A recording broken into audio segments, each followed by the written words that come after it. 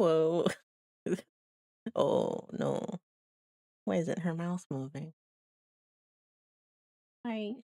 Why is it set to that? Give me that. There we go. Oh my god. Hello. Hello. Let's-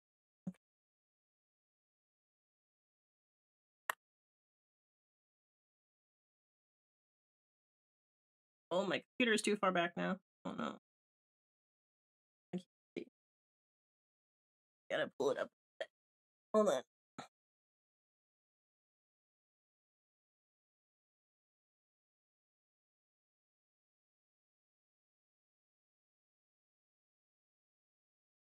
Okay. Oh, better. Now I can hear things. Ugh. Slow start to the day. I gotta see if my alarms are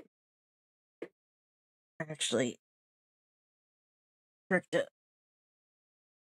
Mama's making me study for the Saturday before I hang out with my friends. It's important. It's important. Ugh. I just felt something. It was just a hair, I think. Though. The Saturday is very important. No, the studying is also important. Both are important.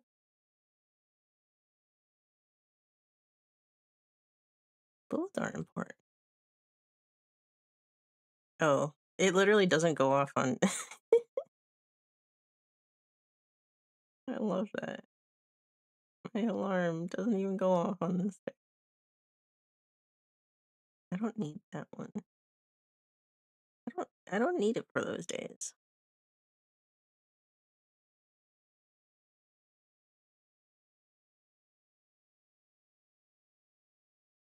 I can set this one to.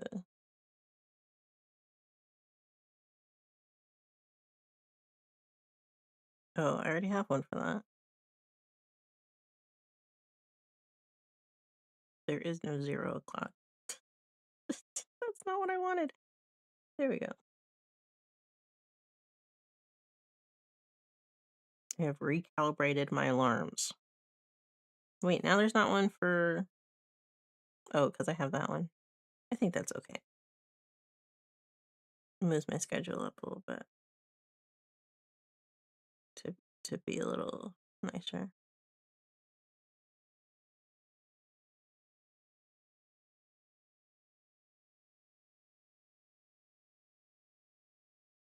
From 10:30? That's not correct. Realizing all of my alarms are just messed up.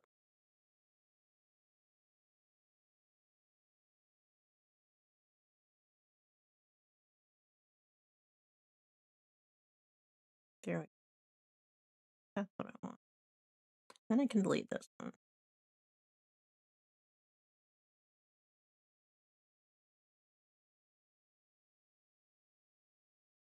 Okay. Now my alarms are good. I have cereal. I got cinnamon toast crunch.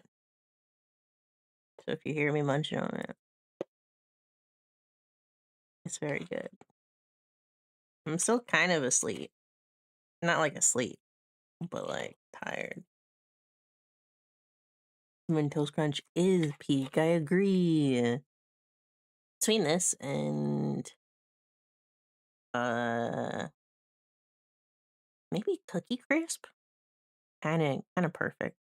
Had burritos for my breakfast. Oh, a burrito would be nice. Breakfast burritos, dude. They go crazy. Good morning, paper.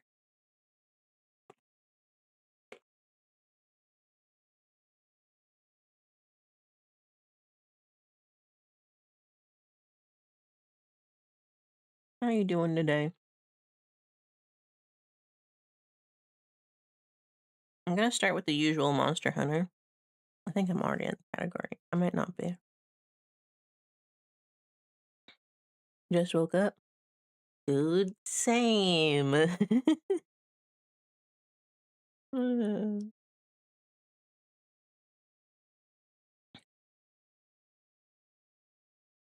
see. What type of cheese? Probably like Swiss. Honestly, for me, it's kind of Swiss. I like Swiss cheese on a lot of stuff. Then again, mozzarella's pretty peak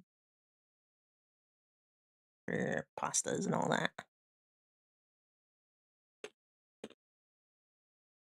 Mm,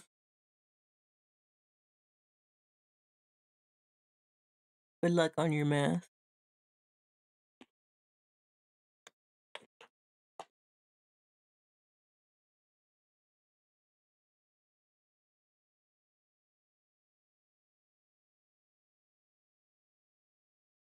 You can do it.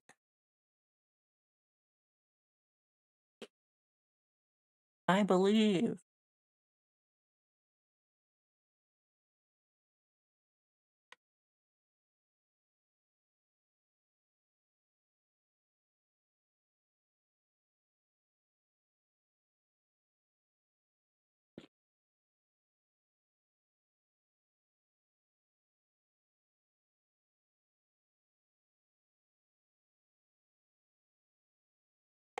Cinnamon Toast Crunch is so good, dude.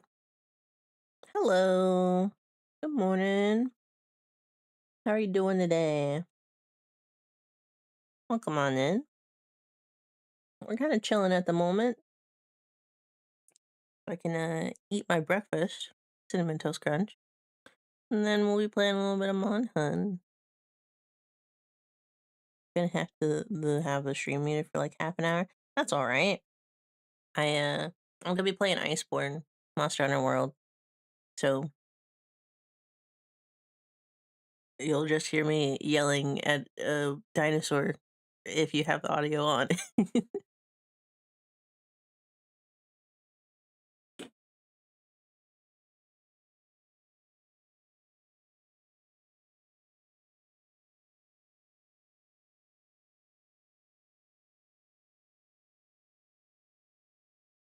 How are you doing, Bean?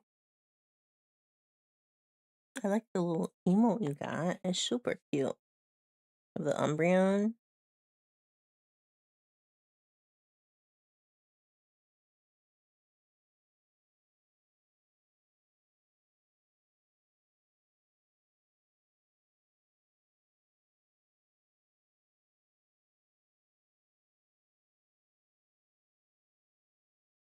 Such a nice chill morning so far.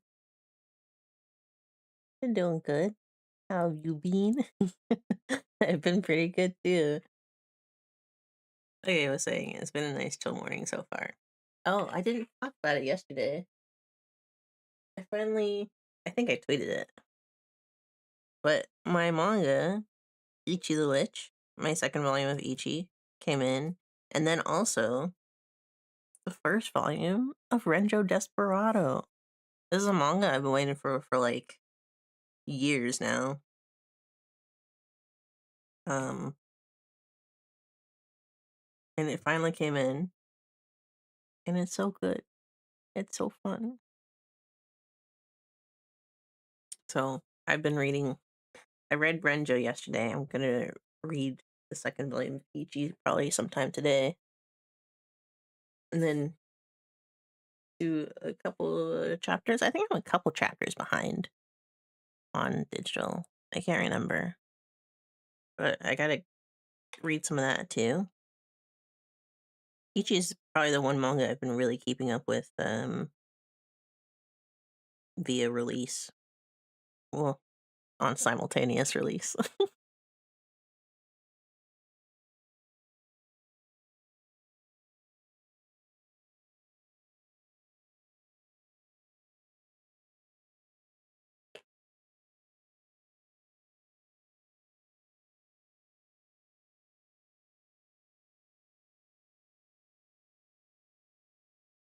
Good, so good. Basic opinion, I know, but it's so good.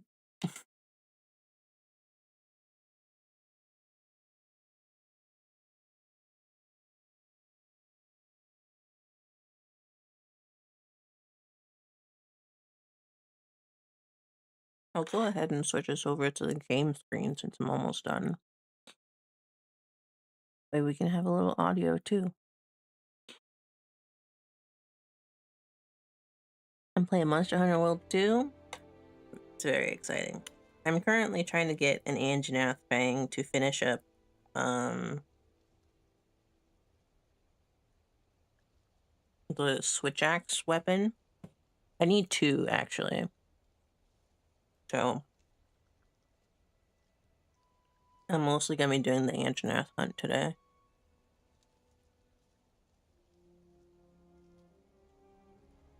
I kind of flubbed it yesterday.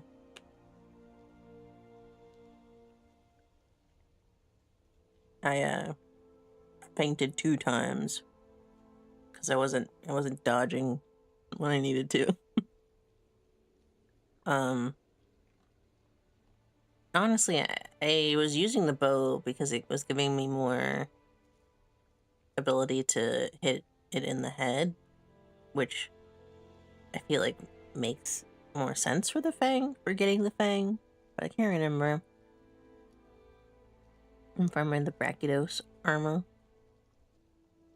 Yeah, I have a I kind of like to mix and match the armors, honestly. This is my current right now.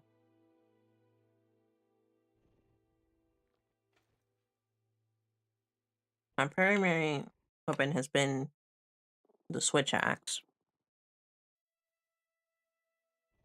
This is technically my second time playing the game. The first time I played primarily with the bow. So I'm using that right now to do some of the farming. But I've mainly been using the switch axe for this playthrough.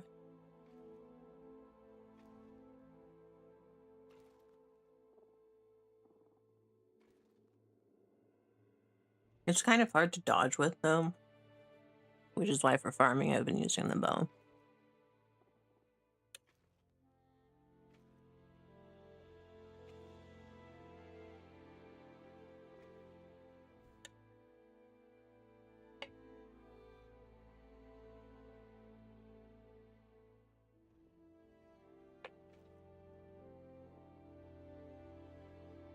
Okay. Oh, I have to do one more thing. Pull this over here.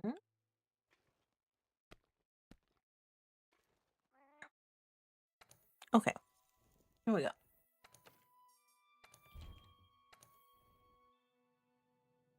Oh, give me controller. There we go. All right.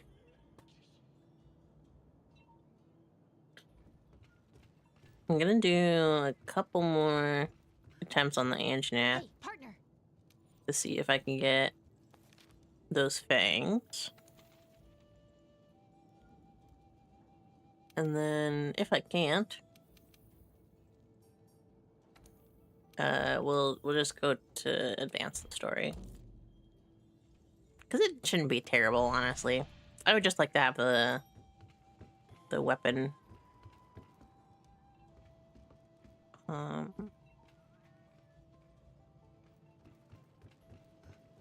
Greetings.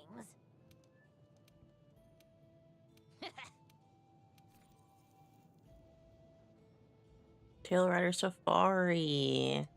Peak.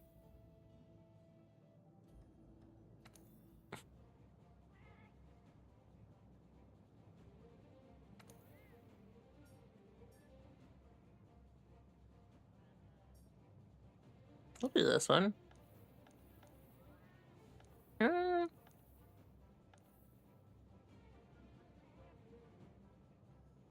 feel like I want the bone, but maybe the mineral in the bone. I think that would be better. That's one blue cat. Why is that cat so blue? It's like Sonic.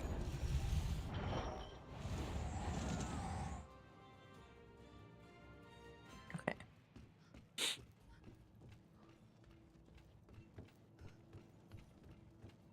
I realized there's a lot of exclamation points, so I should probably do those before I do too much more.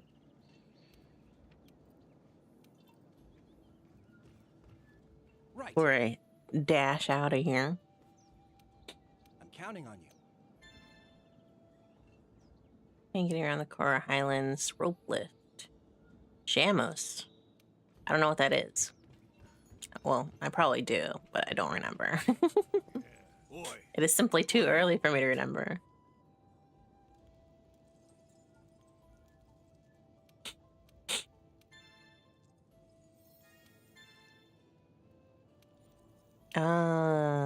This is that makes sense.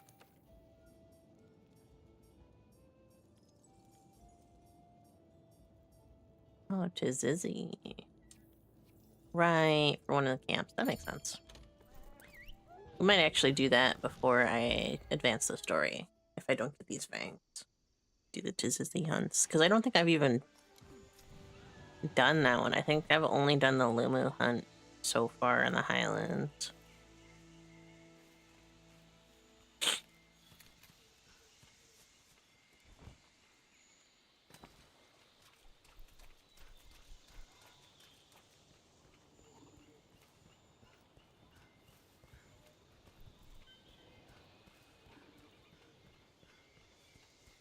I don't want a Korachi. I don't want a Korachi. Korachi.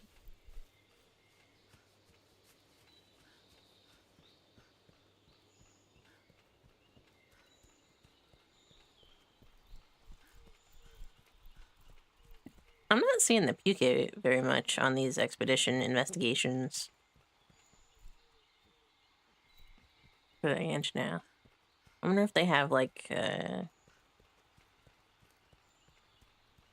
bad operational, like technical interactions. That's Jagger.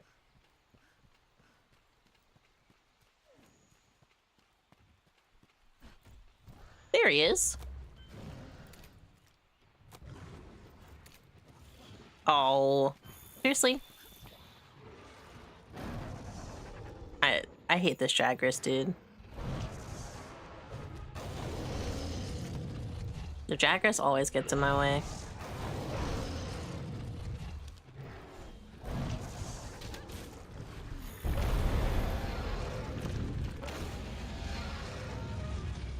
Here we go.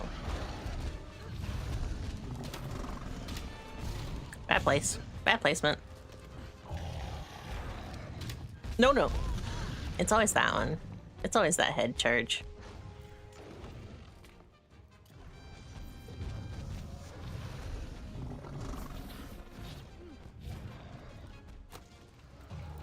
You know what I should have done is gotten the Palico and the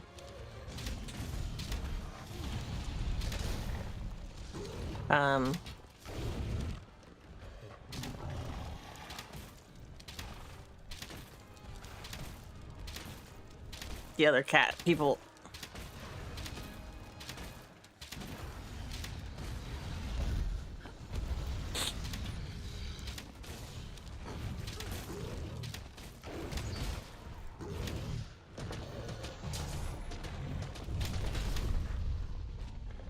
Whoa, what was that?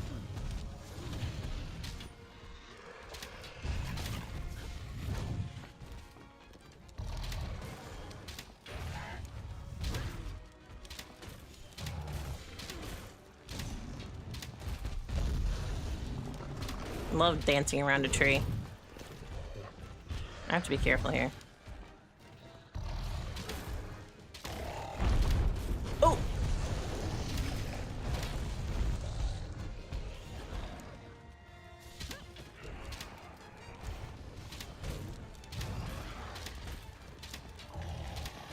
Go, Jagras, go! Oh! Big Jagras is here. And he's actually fighting for us. No, unfair.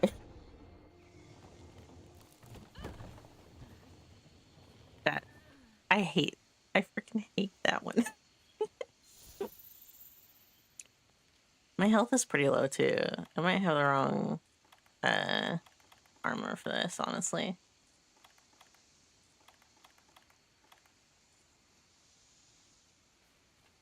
Let me grab these.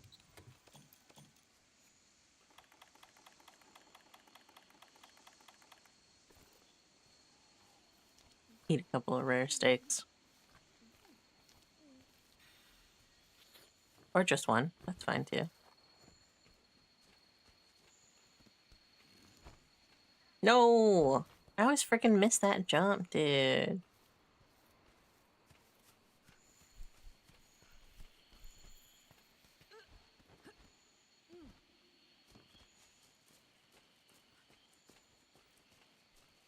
I would like to, there we go.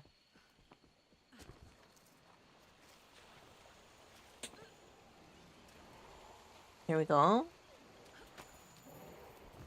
That's freaking Jagras.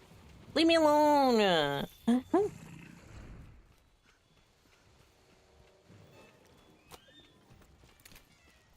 Oh, seriously? I was hoping it would fall on him. Oh. Bye, guys. You have fun with each other.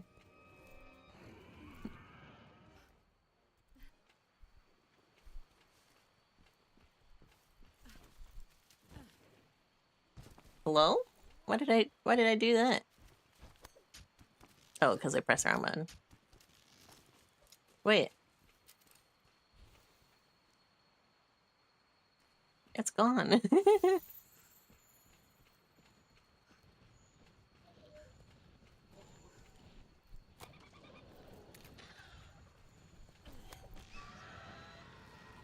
Like on the opposite side of the map now.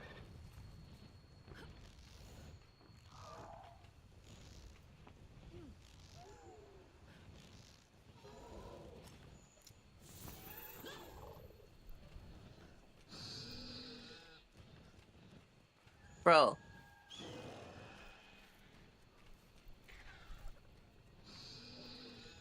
Where?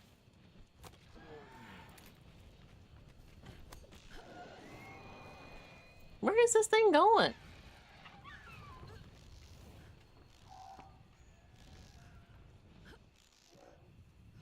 Over that way? What? It's over that way now. Where is bro going?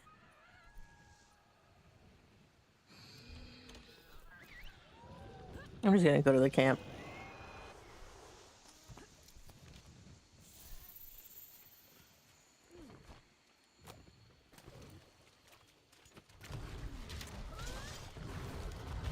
I fucked it up.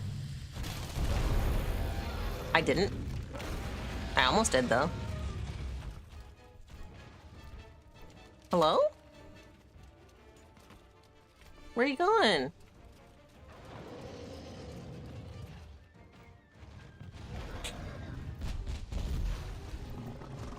I forgot to get a Palka.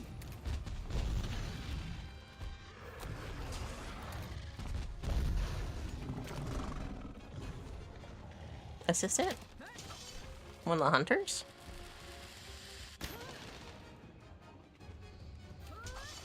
Nope, nope, I'm dead.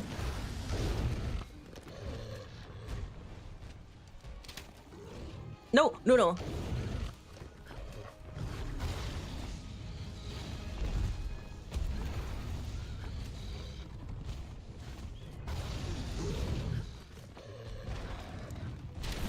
Oh, dude. I'm so dead.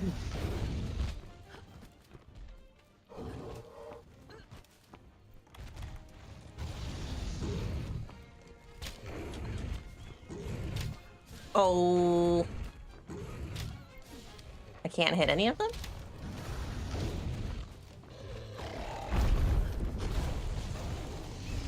Shout out to my Palico there. Being a real one.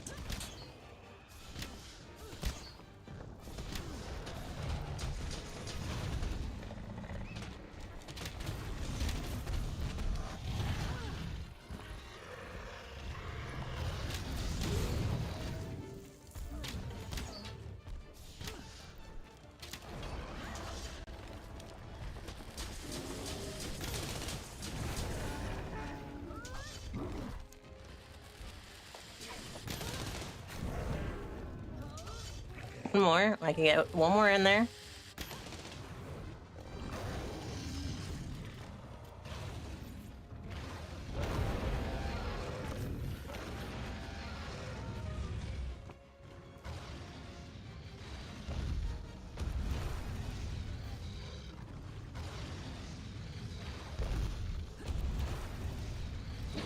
Are you serious?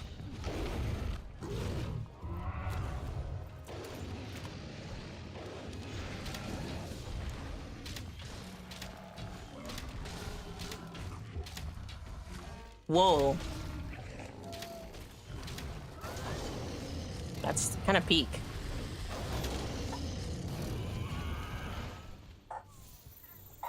I got some material off the Kodachi from that. That's nice. My dog is barking. Okay. Yeah.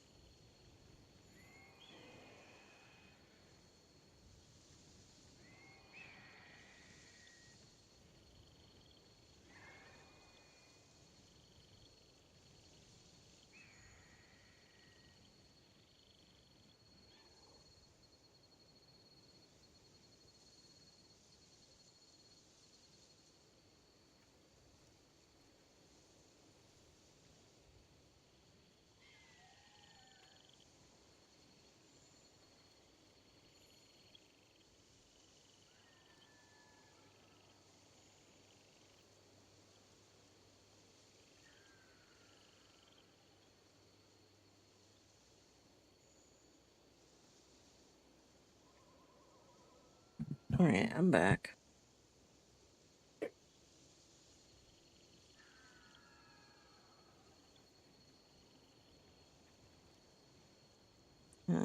Give me 1 second, though. I'll put this on the BRB and mute real quick.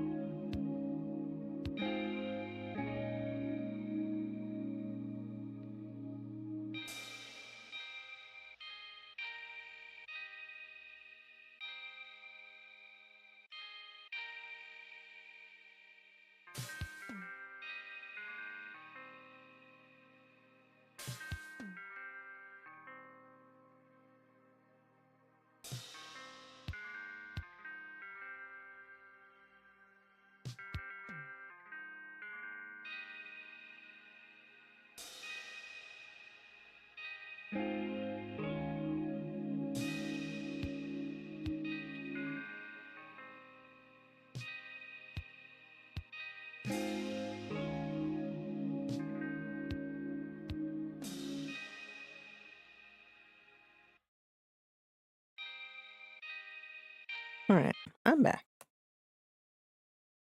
I teleported here in case the monster popped up. Oh, let's get these guys, the bug trappers.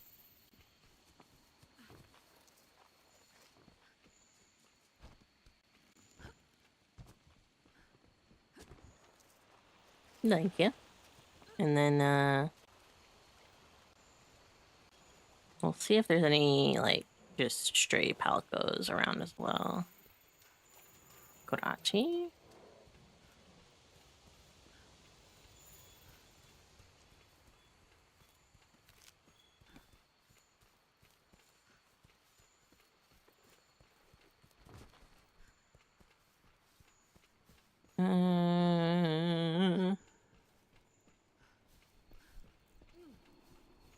There's so much happening this morning.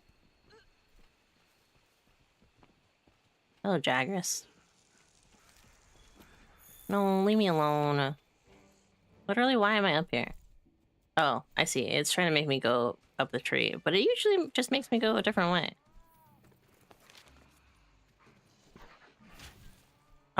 Excuse me, rude. Rude.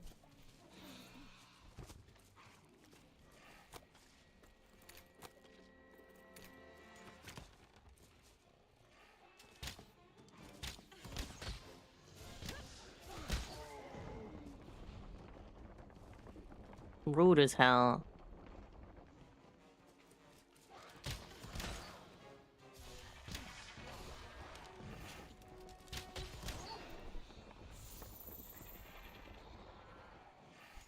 Thank you, Tail Rider. I appreciate you. Even though you're the one that snapped at me 2 times in a row. Probably gonna lose you doing this as well, but that's okay.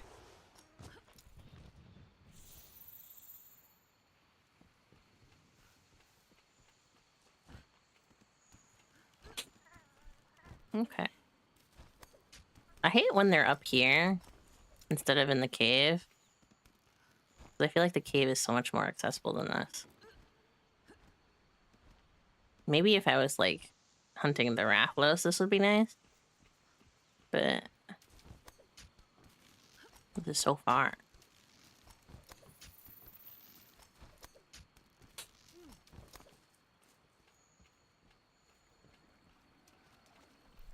Wow, there's so many.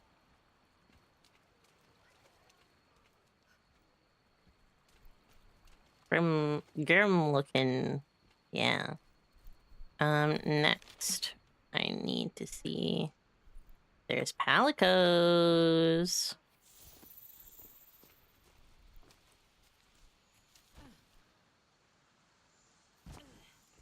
Combat roll.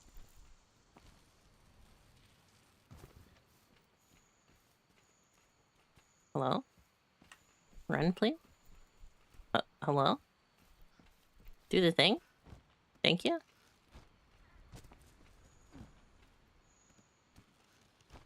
Ooh. Okay, that works too. I'm going this way. I think.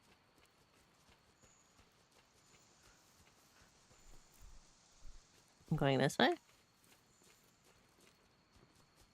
It's so indecipherable sometimes. I'm going this way. I see, I see.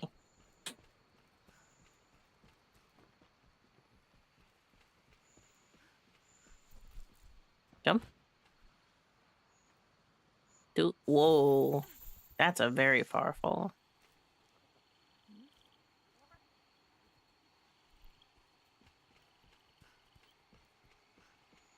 Palico?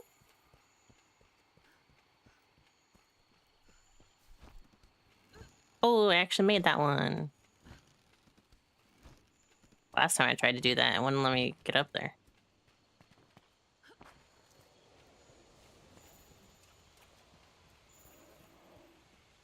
I have no idea what my time limit is at.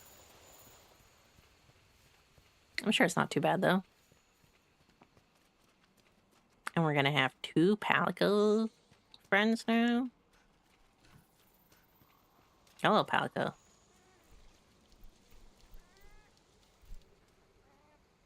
Hello? Oh, can I only have one or the other? That sucks. Well, we'll probably get a tail rider. It'll be okay.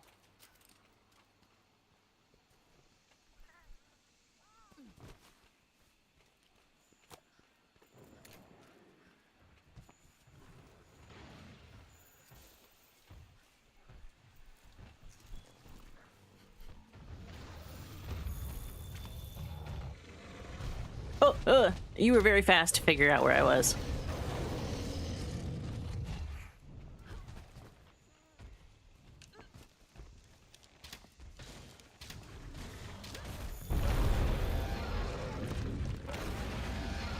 Don't want the dogs? No worries.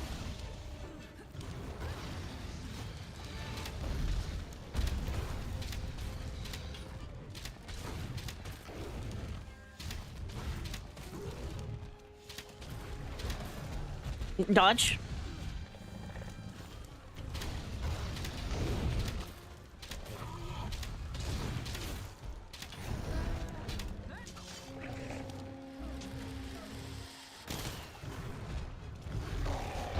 Dodge, please.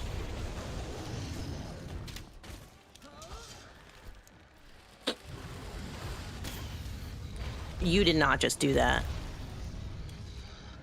I freaking hate when they put it right in front of me. Because I didn't need it.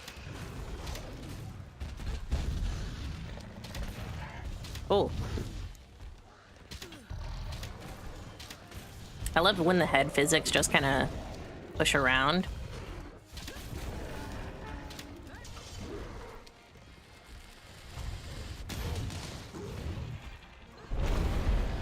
My dodge. My dodge is in a bad place.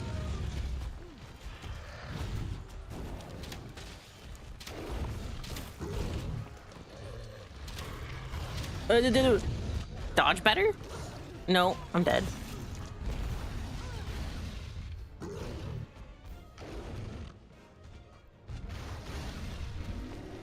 No, no. No, no. No, no.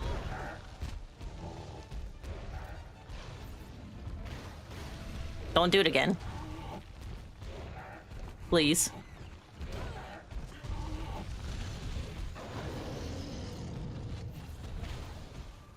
Thank you. That was such a bad one.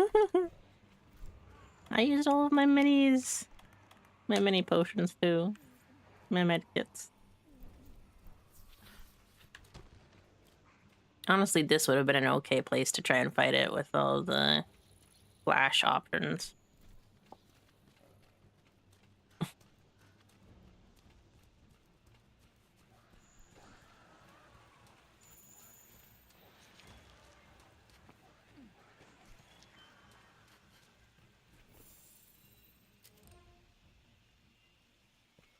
This way?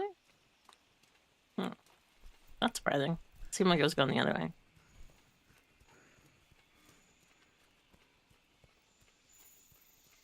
You clutch. I think it's very funny that it spits mucus.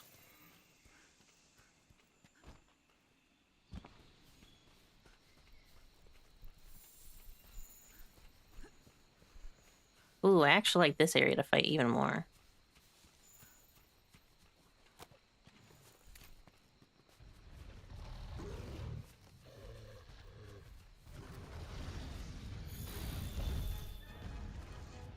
Wow, I'm not even over there. Oh.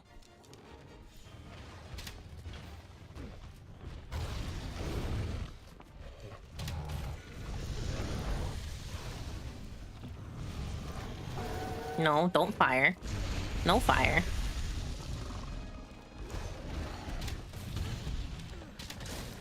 I think it's very cute the way it sounds like it's like blowing its nose.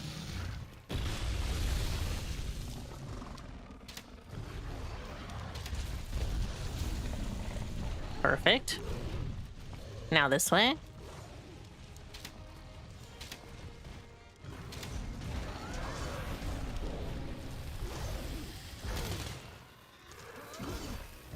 One more.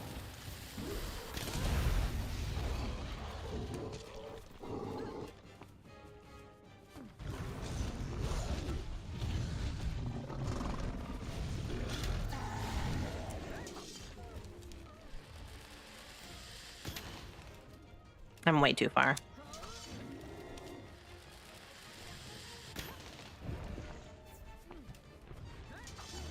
No, what? Why am I turning that way?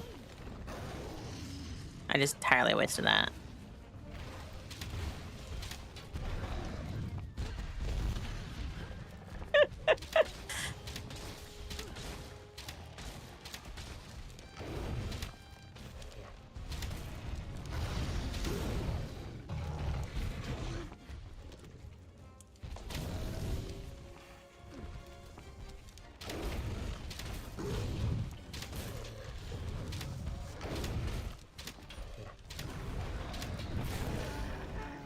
Good. Part broken.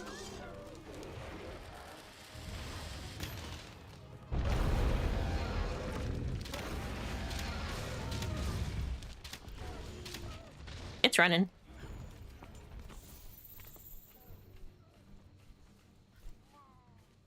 I'll take one of these. Just finished studying for half an hour, but I'm still going. No worries. You're good. We're still hunting. We're still on the first hunt. I had to do some stuff really quick. Apparently I forgot what quadratic formula is. I also don't know what quadratic formula is. Well, I probably do. But I don't really remember. Why are we getting all the Kodachi footprints? I want Anjana.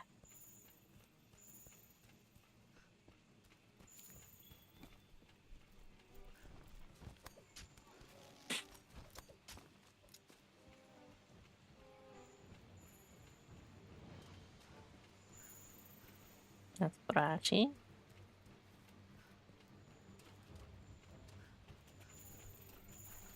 There he is.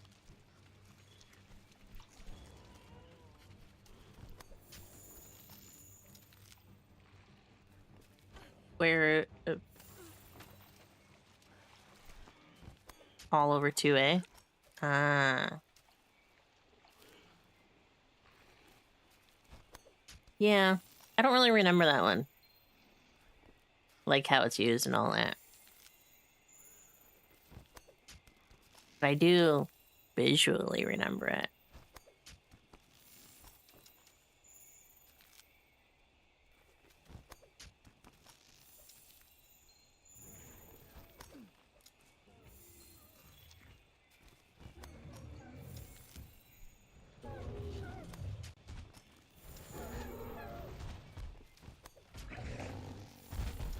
Oh god.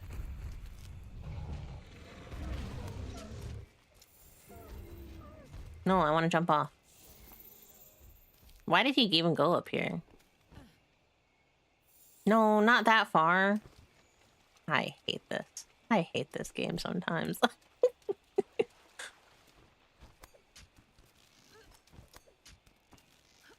Remember it under a different name. Huh.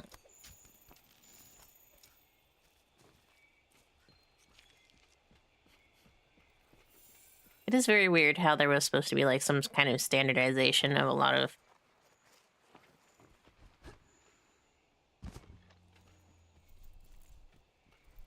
learning a couple of years ago. It was like years ago now. But it kind of never really happened the way it's supposed to.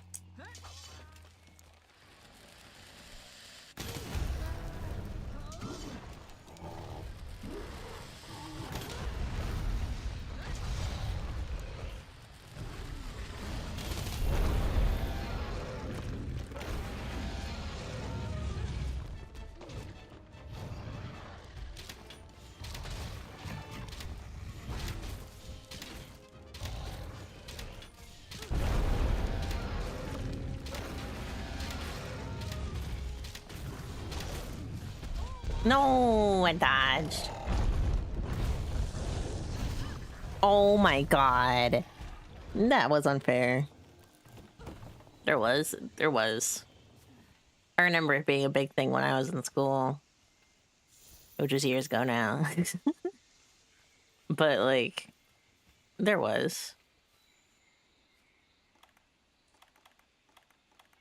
And then I think there was like some states that didn't want to do it the way that other states were doing it. And then it just kind of never happened.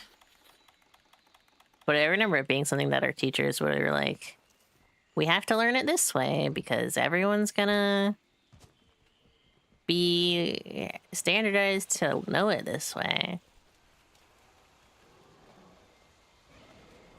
Because if you go to another state, then you're not losing any progress if you have to move because your parents get a new job somewhere or something like that. So that everyone's learning the same stuff. And then that never happened. Hello, Ranger. Like how they changed the way you do math? Yeah, kinda.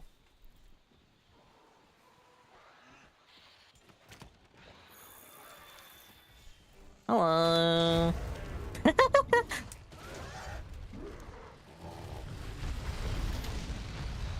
Ooh, that was a really good one. Don't do that.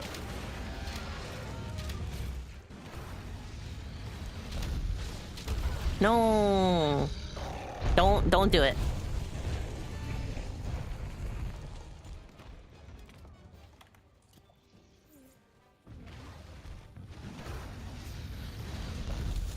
We're actually gonna go back in here so you can fall on the net some more.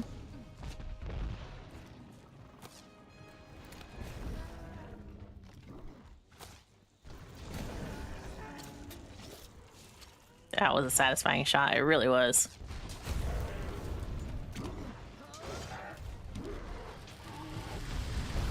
You did not just do that. I freaking hate when they put it right in front of me.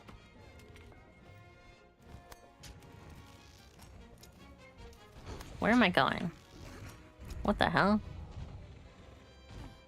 There we go. Where is he?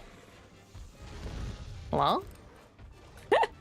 He was trying to chase me.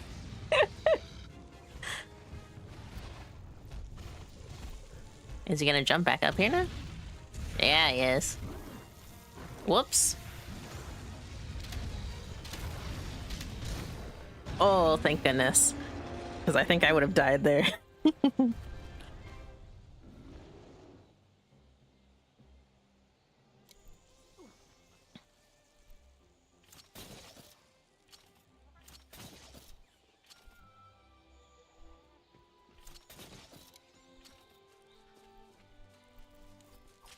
Get my materials. Bang, bang, bang, bang, bang, bang.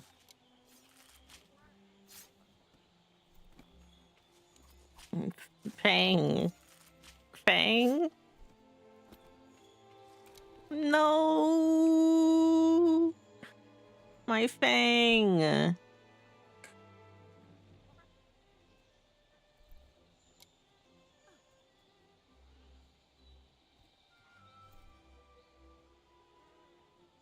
Man.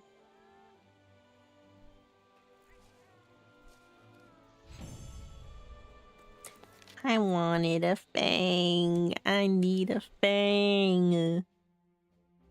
I think if you broke the mouth, you should get at least one. I thought that I did. Oh, there is. There is one. Let's go. I know that I broke, like, something on the head. It never says what I break, though. So... last time I broke it, I got the nose bone again. But I didn't get the fang.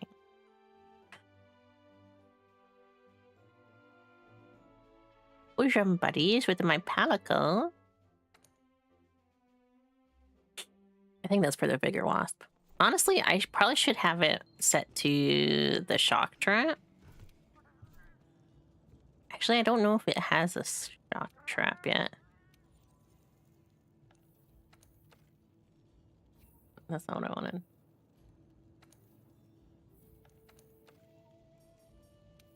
Yes, it is. I have the cage. But I feel like the bigger wasp is okay.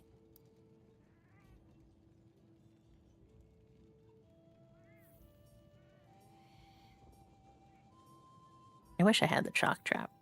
I think that would be peak, honestly. For the Anjanath. Let's see how many I have.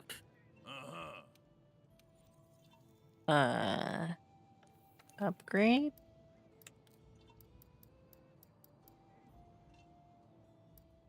This one. I still need one more. We'll do it one more time. I have 21 Anjanath pelts. Let me see if it's just here. No, it's just the Rathos. Okay.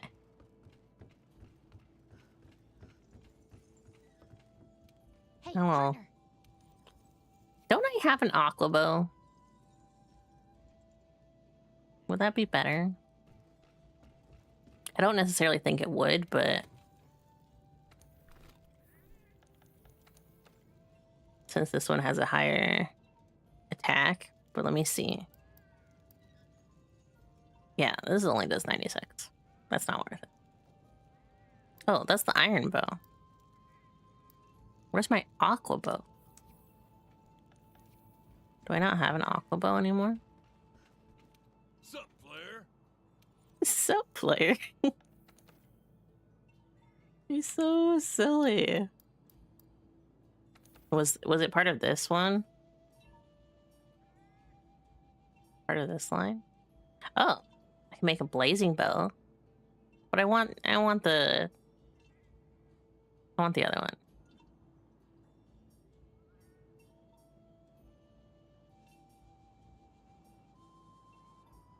It's part of the iron bow line. Oh, I don't have an aqua arrow. I must not have ever had one, honestly.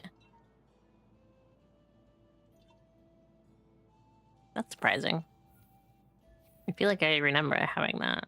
Then again, I could just be meshing memories of an old playthrough. We'll do one more Anjanath one, and then do story advanced stuff. Even if I don't get a fang.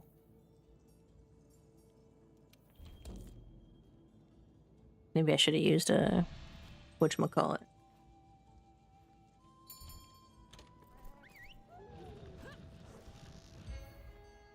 A voucher. In case I faint again. I didn't change my armor.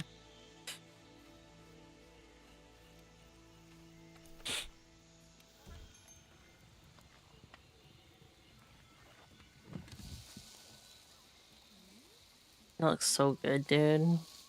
I literally just ate my breakfast. I just had some cereal. That looks so good. Okay.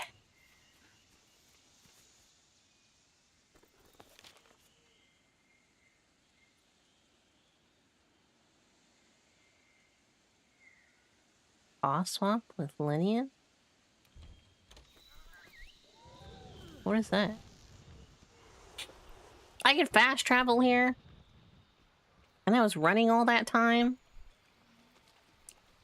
Okay.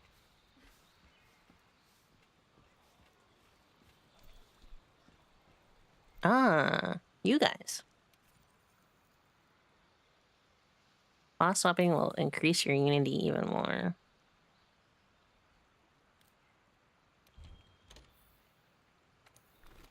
Yeah, you give you guys good stuff. Add to a barrel bomb? None of you want that? Come on.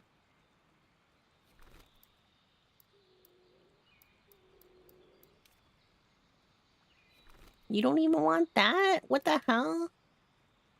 You kind of want this. Sure. For a steel egg? Okay.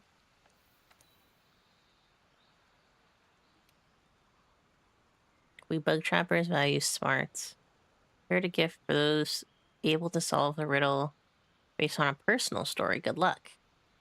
East of the bug trapper den, a big flower blooms atop a tree.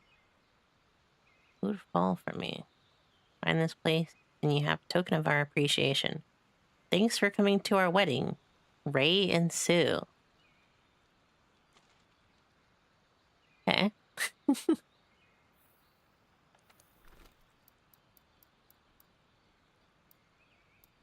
What about this one?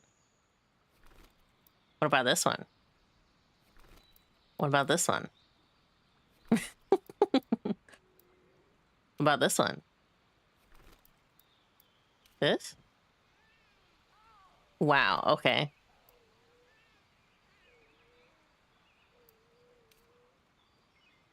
You still want this one. This one just gives the steel egg. Okay. I understand now.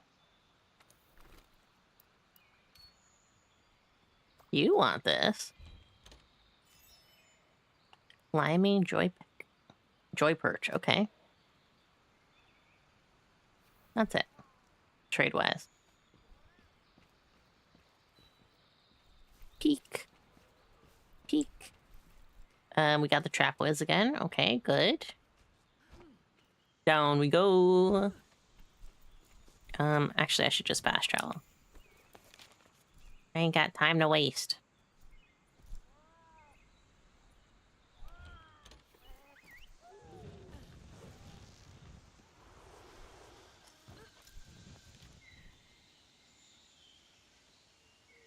Where am I going?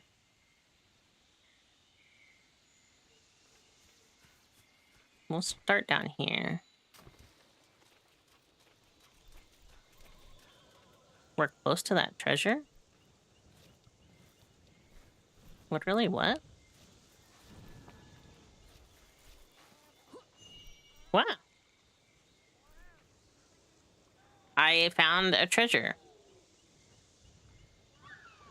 I don't even know if that was supposed to be the treasure I found.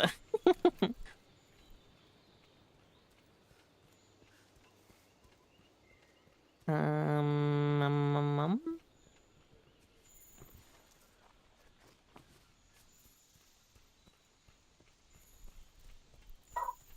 Those are footprints. Those are decent footprints, too. Oh, this is Kodachi. I don't want that.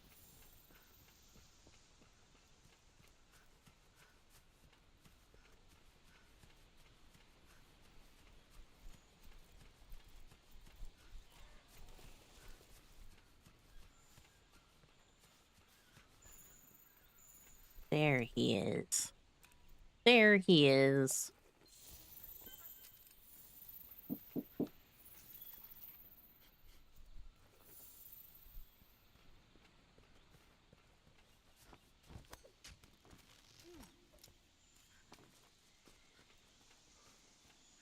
Ew. Mucus. I think the mucus is a very fun thing to track off of.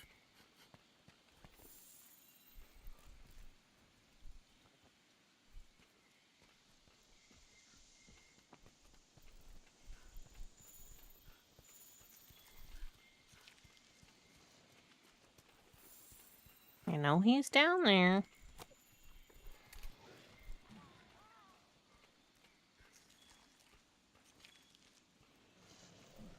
Or not. I thought it was him. It was just a Jagras.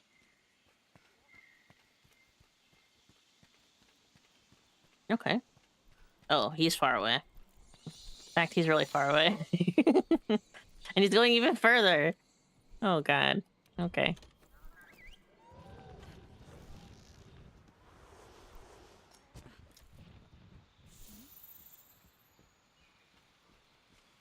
This way. Dun, dun, dun, dun, dun, dun, dun.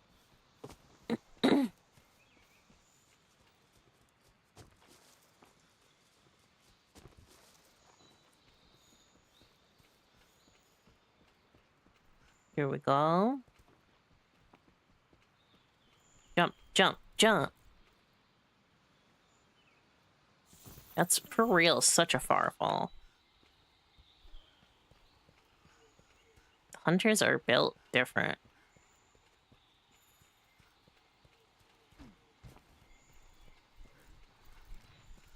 He's fighting somebody? He's fighting me now.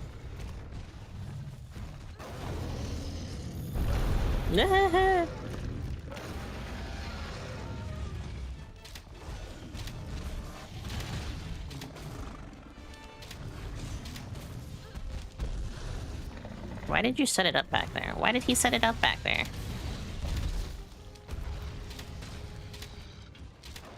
Why did they both set them back up there? Where are you going?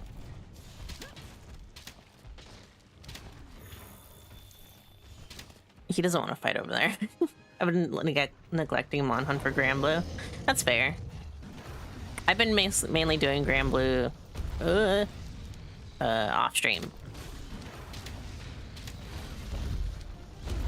I did do some casual matches. I failed quite a few times. No! I got a poison though, so it's kind of okay.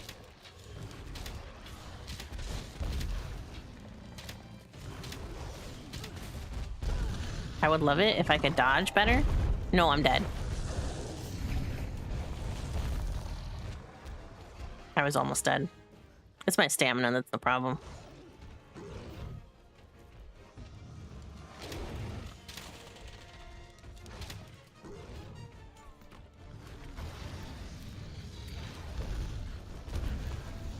I almost didn't hit that. No, unfair, unfair.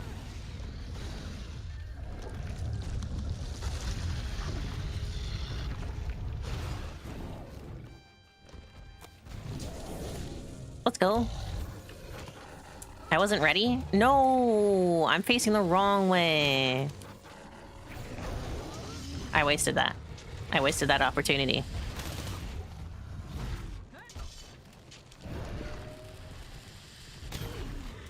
I kind of hit that.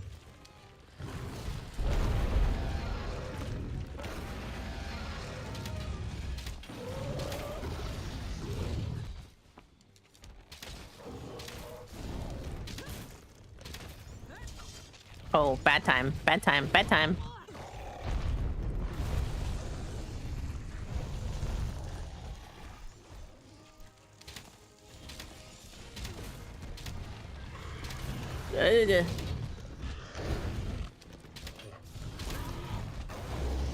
Ooh. I messed up all those dodges.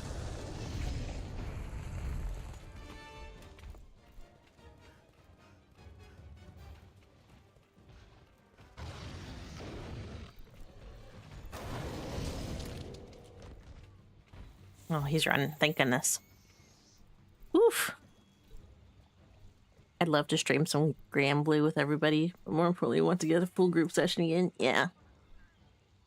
I was gonna... try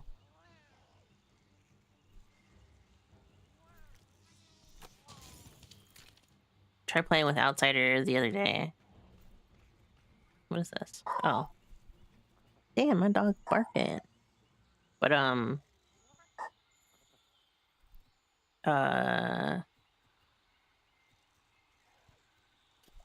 can't remember what happened.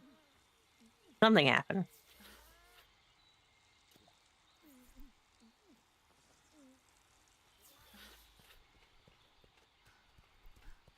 My brain just entirely forgot what I was trying to say.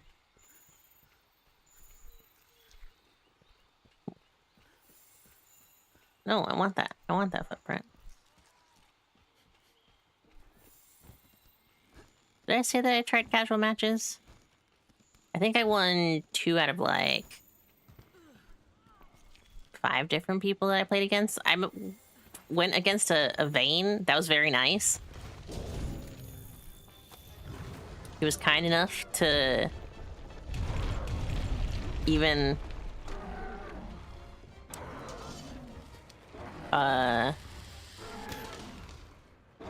defeat me very kindly. He had a mop, so he was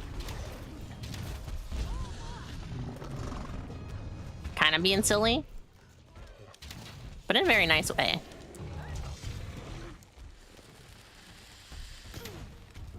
You did not. I hate when they move just like an inch and then their entire like...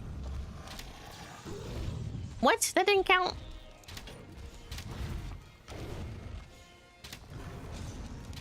Wow, it would be great if I could land a hit.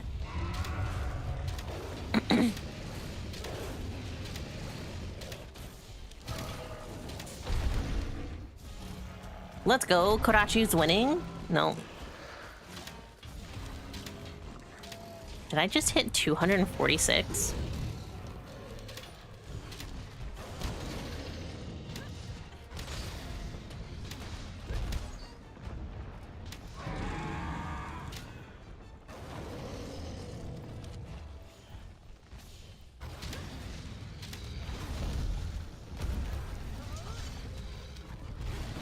Oh, bad time. And I missed it. No, dodge. Dodge, please.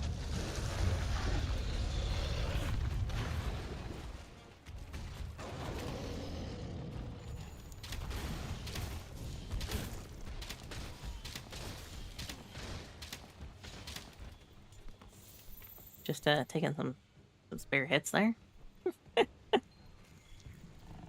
No! Leave me alone, please.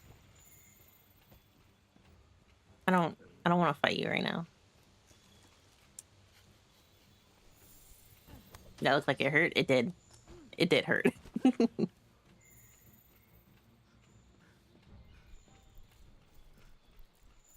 Still great though. Yeah, it was still kind of fun. I also tried going into the lobby. Why the hell is he up there? No, unfair. I hate that move.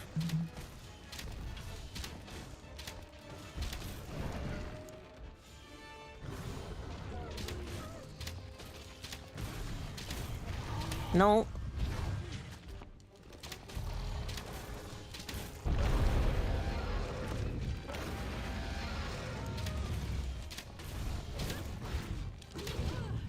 No. No, no.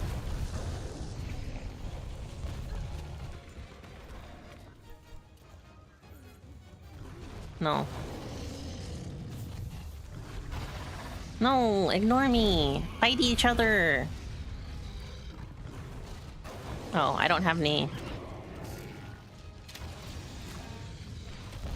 I'm binding the Kodachi. That was pretty good. Yeah, I saw that coming. I love fighting the T-Rex.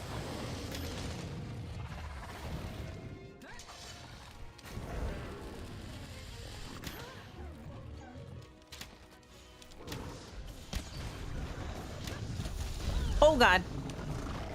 No, I'm dead. Yeah. It's always that one.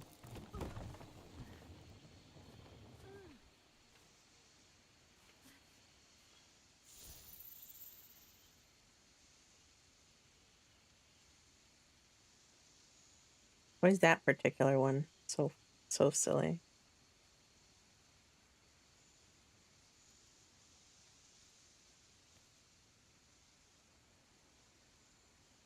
Dun, da, da, da, da, da.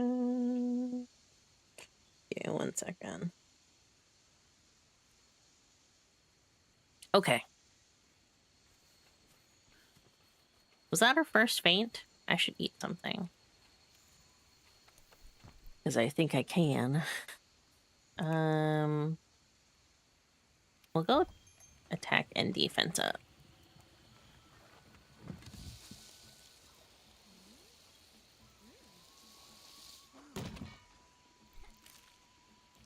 This Anjanath is messing me up, dude.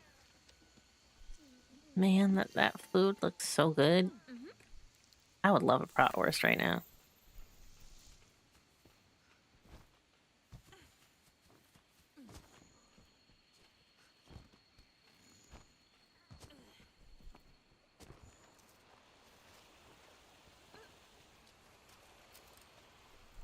What? Why did it do that?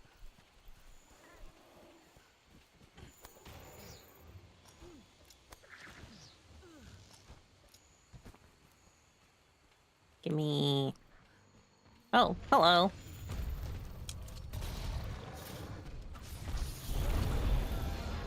I got a couple swipes in there.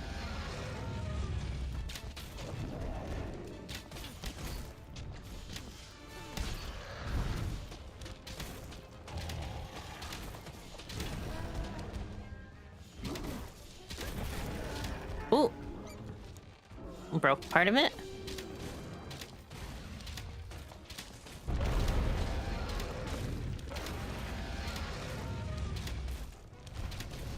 Dodge.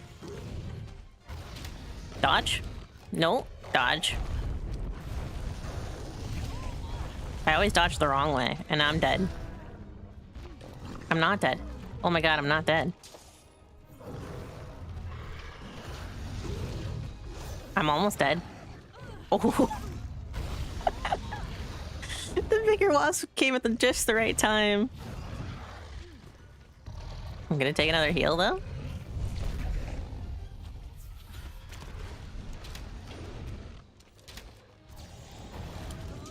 Perfect. That was not perfect. That was my bad. I'm missing all of my shots. That was a pretty good one. It's still dazed and confused. W wasp. It really was. I gotta get out of here.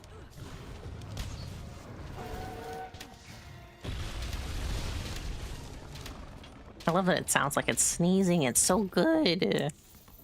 Such good sound design.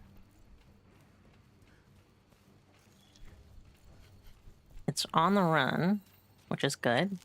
Slinger bomb, perfect.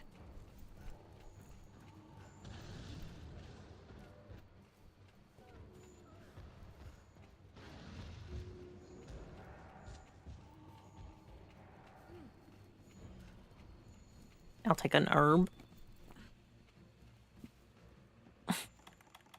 Do I have... I do.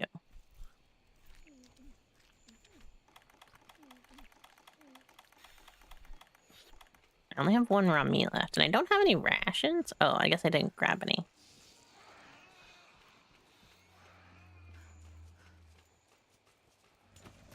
Hi, big guy. Excuse me for this.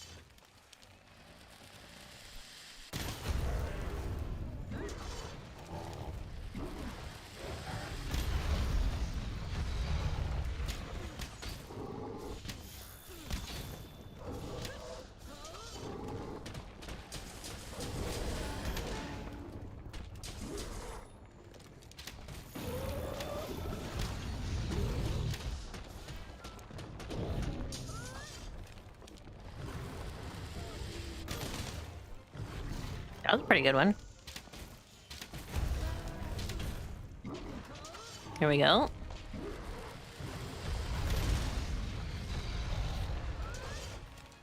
I'm dead. Ooh, just a swipe.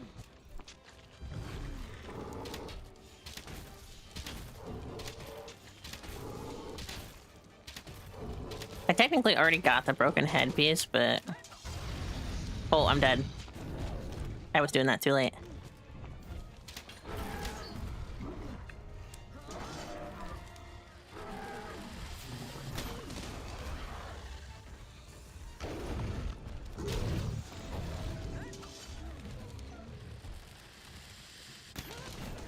Nailed it! That one went better. And I think I only fainted one time this time. So it shouldn't be too reduced of a reward. I didn't even have to use the bomb pod. Ooh, plate, okay. All sparkly. Let's go. I got the last fang too. Peek.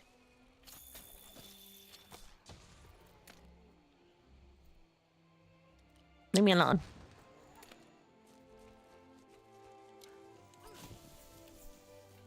Everybody heal up. Where'd my... Oh, I was gonna say, where'd my little Grim go? But he was here. Alright. Jump off. Jump off. Oh. This isn't where I thought I was.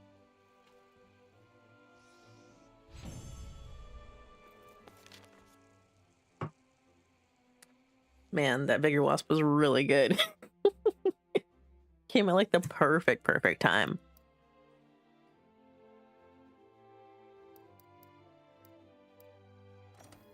Alright. Oh, that was my largest one, too.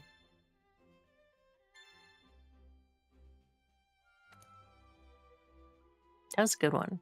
That was a good hunt. Alright, I'm gonna make that switch axe. Yo! And then we'll do the story quest at least once.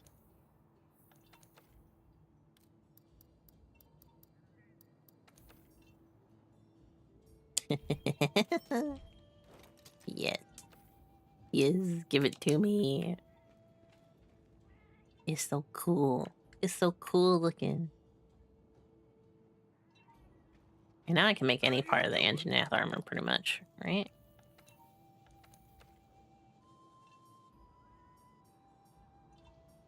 Almost.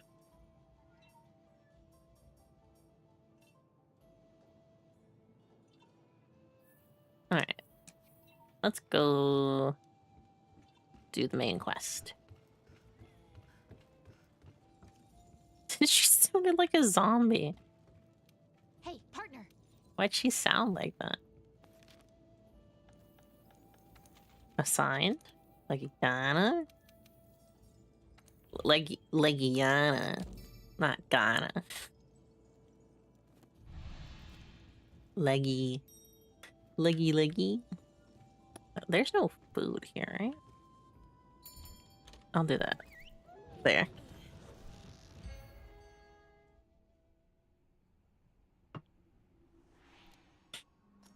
I really think that the Leggy has one of my We need to clear the way so we can fly down to the base of the Rotten Vale. favorite The designs. airship will get knocked out of the sky if we don't do something about that monster. I really like the Lumu.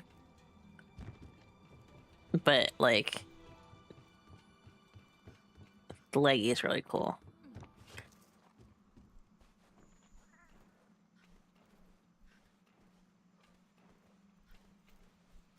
The whole frost part.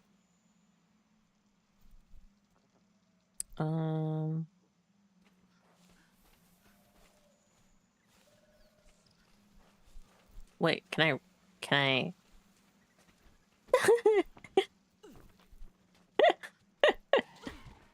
Aww. Road.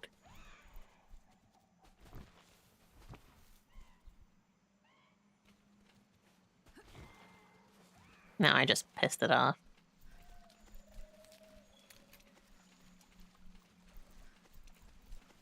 I suppose it was rude of me for jumping on its back and not asking. Leggy is usually upper part of the map. I probably should have used the other... Oh, right, I was gonna do a Tizzy hunt as well. Because I haven't done that yet.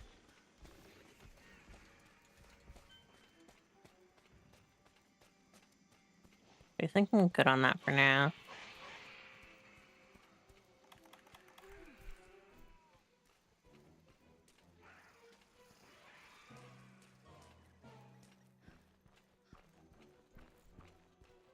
It's not that way, right? Oh, what the hell?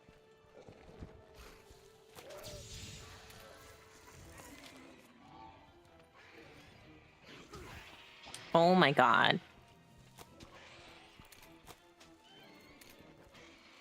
Fight me.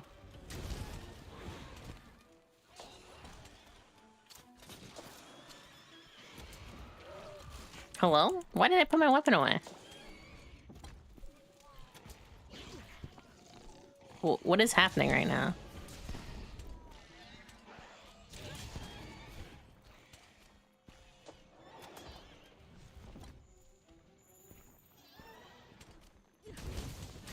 Hello? Put it away!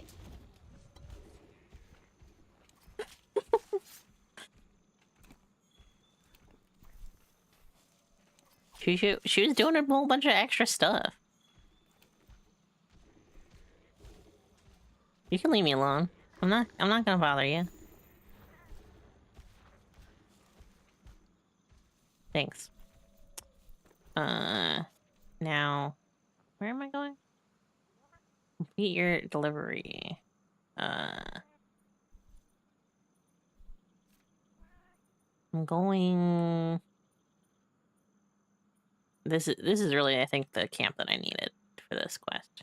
I probably should have done that.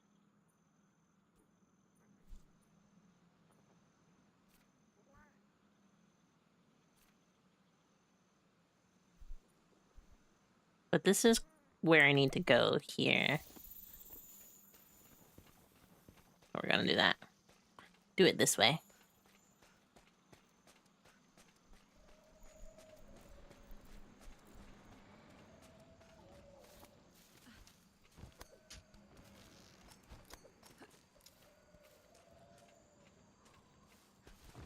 Hello? Climate? Thank you.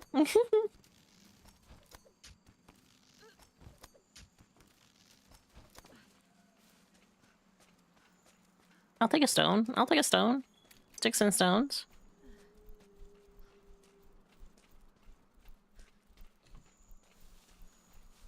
Perfect. And now I go up here, I think. If I remember correctly. Oh, I could have just used the wedge beetle. Unfortunate. There it is. There it is.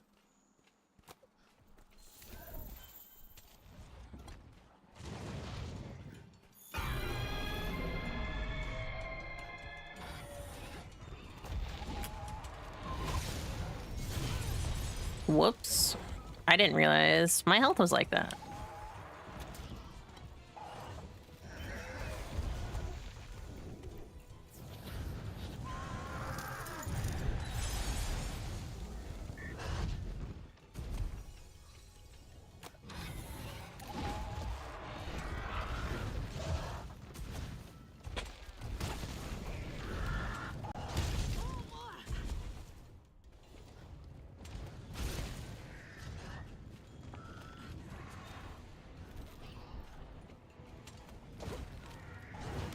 Bruh.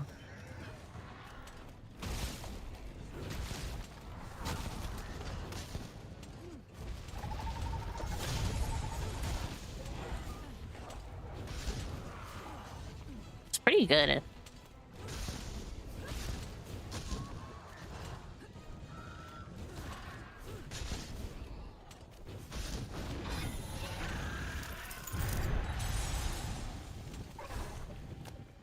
Nope, I missed that one. It would be great if I had something kind of like a scatter net. I wasted all of the bigger form or longer form. Blade form.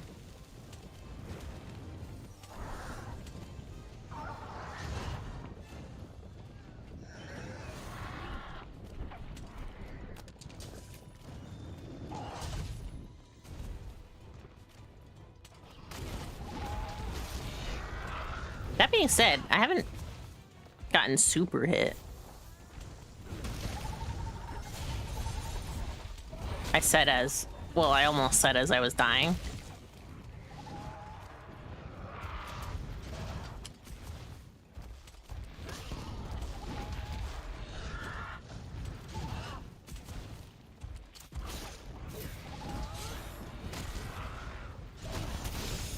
I'm gonna do some of this. Because it feels like... Oh! I fainted. I think I need to do more jumping on it, grappling onto it, and fighting it. I didn't eat anything. Points! Attack it. I want... Might as well elemental resistance.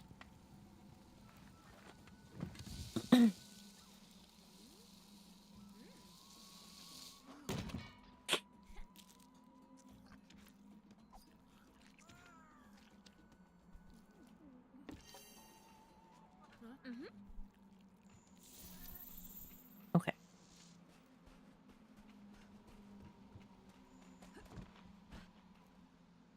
Down we go. This way?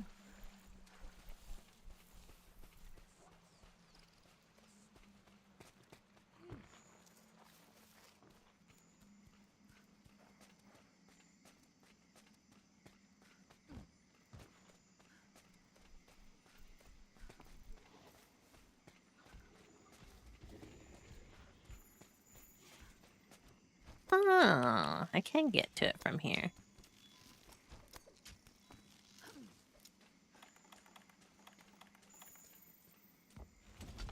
Just remembered I should sharpen.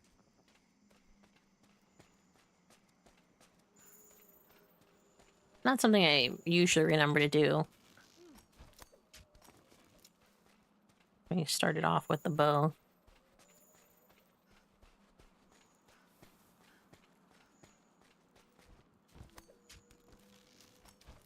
I probably should have also just generally upgraded my armor. I forgot to change it, but I probably should have just upgraded it in general. Did it just leave? Did I just watch it fly away? Yeah, I did.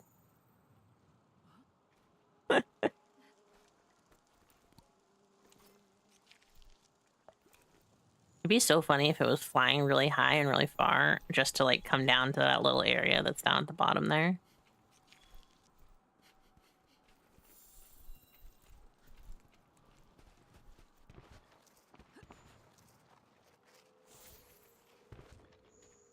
Where am I going, Scoutflies? This way?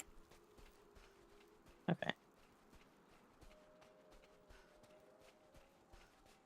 Those things sound so cool.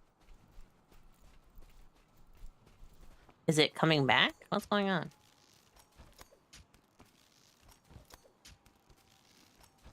I don't think it is.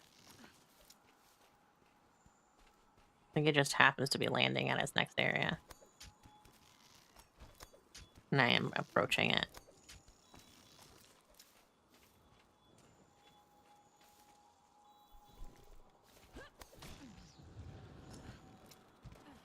Oh, it's down there. No? It's up there.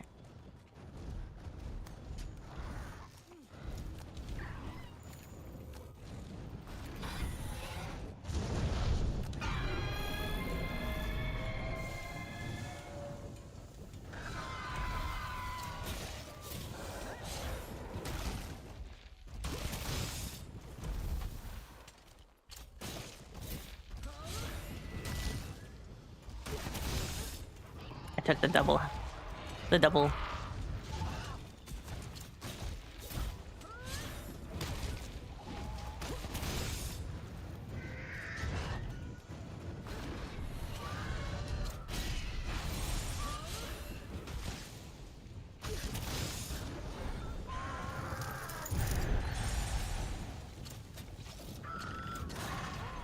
Yeah.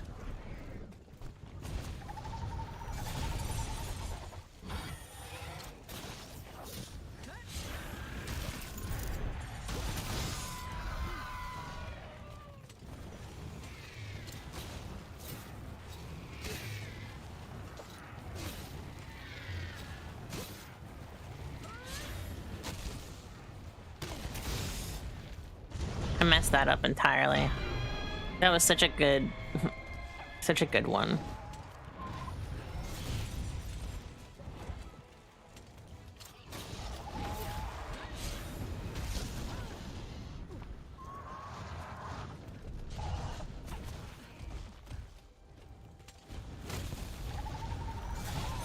Oh, I messed that up.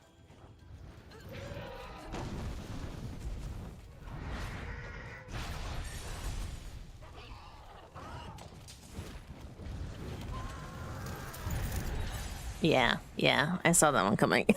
Because it was eating away at my stamina.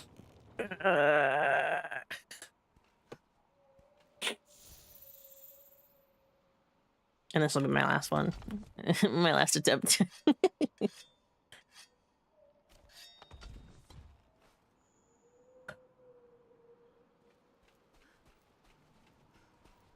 Definitely the wrong armor to have had.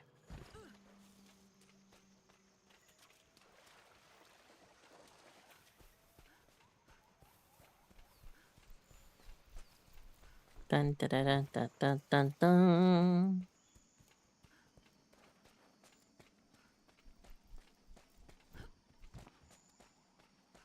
Dun dun dun dun dun dun dun dun. I'll take one of these.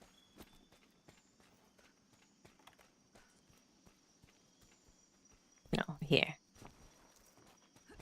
I always forget that this is where it is. Even though the scout flies are literally directing me to it. Sometimes it's kind of hard or kind of easy to just kind of pass by the scout flies and miss where they're going.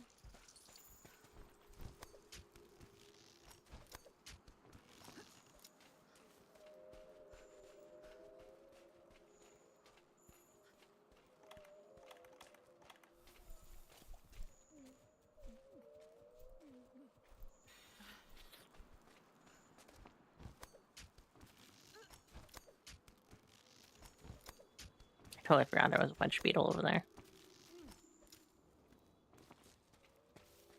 Oh, back down here, huh?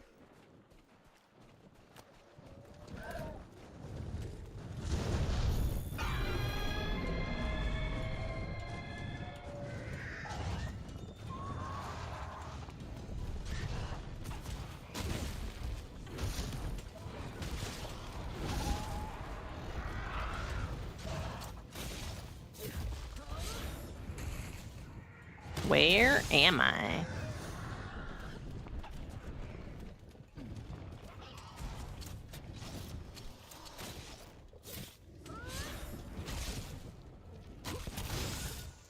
Seems kind of exhausted, actually.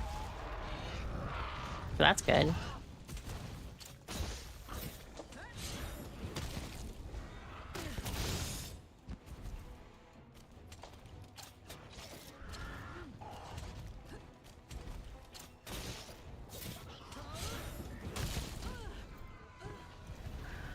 Why is it... What?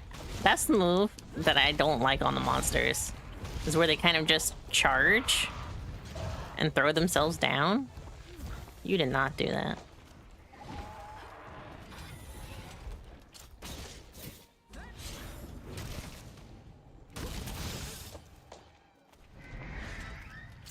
Oh, I'm dead here?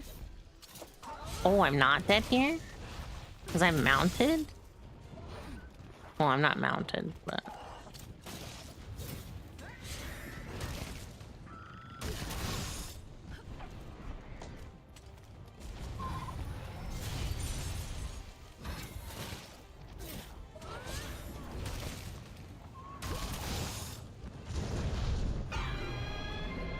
That was a pretty good one.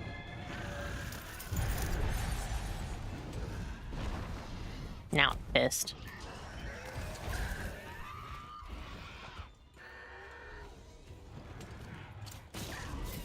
That's literally not what I meant to do.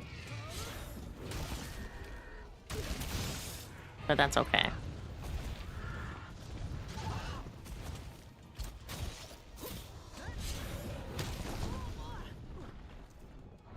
I'm dead?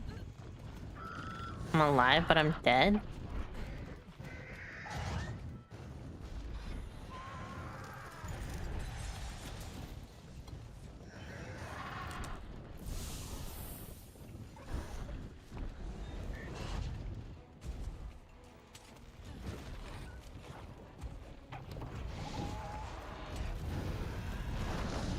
I'm waiting for it to get less pissed off.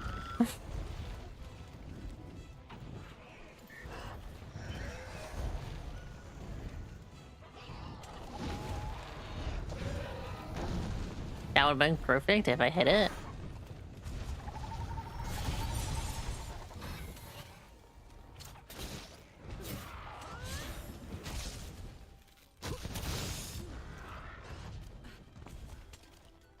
That wasn't too bad. Oh!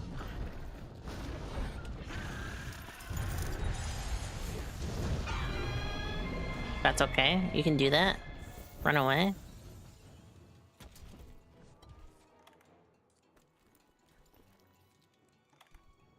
Because I don't remember how to get rid of the frost. There it is. It's the nullberry. Noted. Noted. It's the nullberry.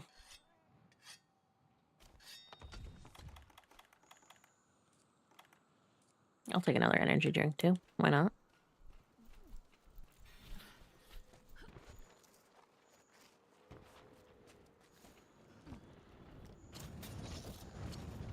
I was further than I thought I was.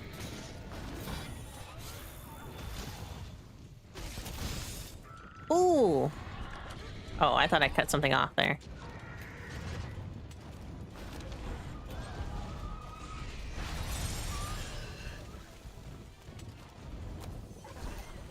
I'm gonna piss Tizizzy off so it flashes it.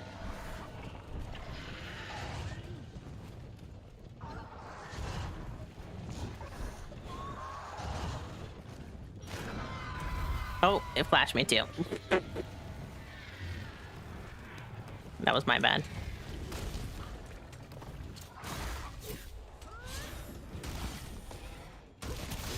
You know what the problem is? I mentally am using it like I'm using the bow still.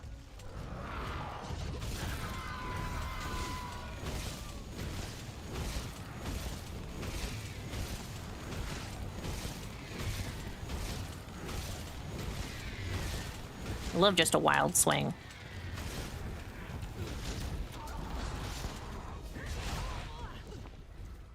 Love a wild swing.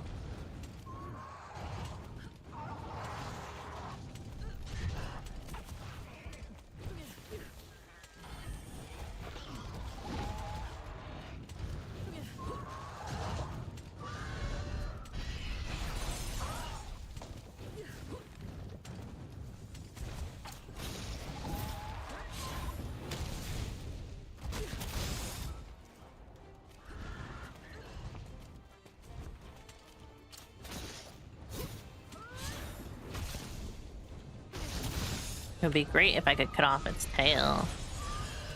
Honestly.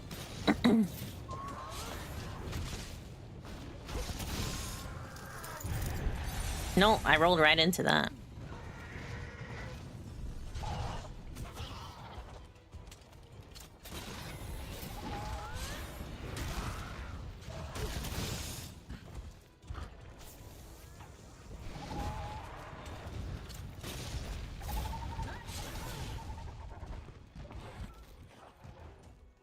No, no.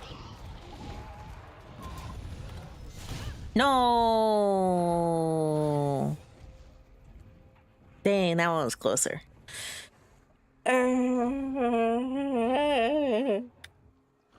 First failed quest, though, out of the whole playthrough. I still got some materials.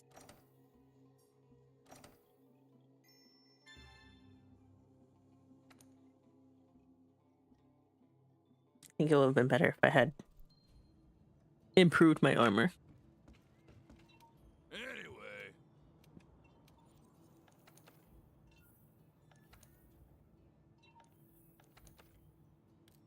Anyway. Thunder artillery. This one.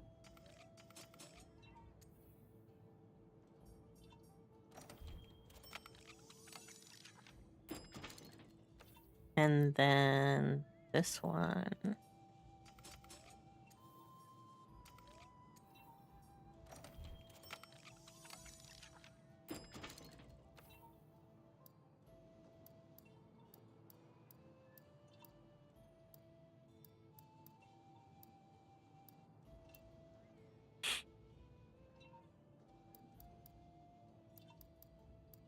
The ones I got now are pretty good. Don't really need the thunder attack. is the thing right now. Can I upgrade this? No, I don't have any armor sphere left.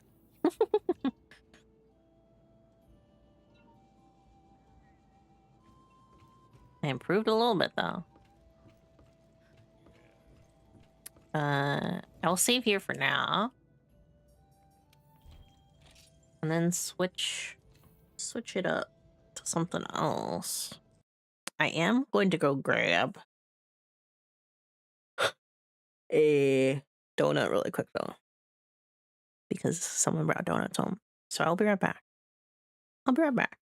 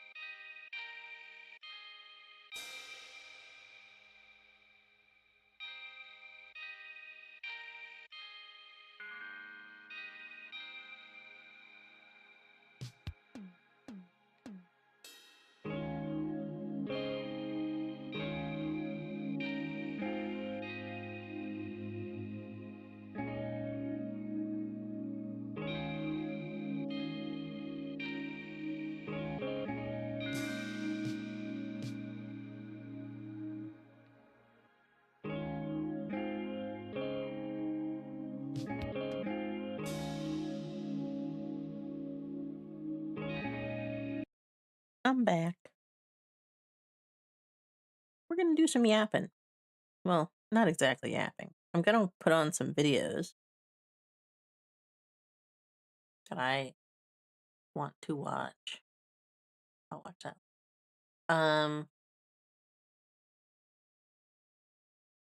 That are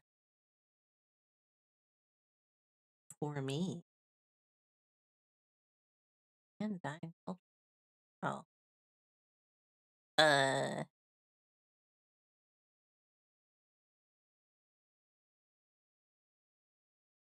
that are fighting game stuff. I'll watch that.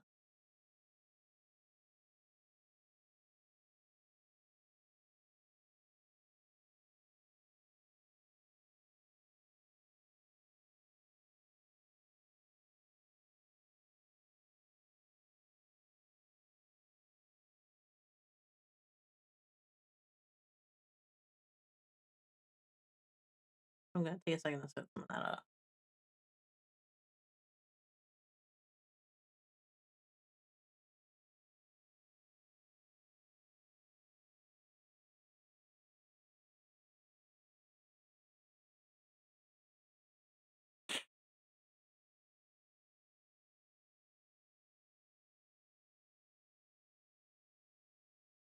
Mm, let's try recent.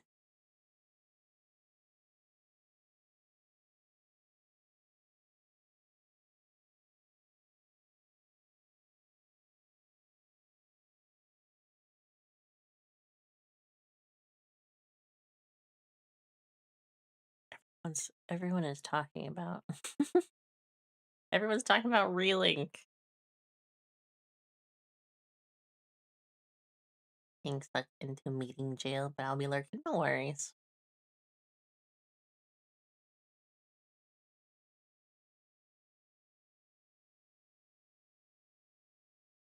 Let me see if I can. Right.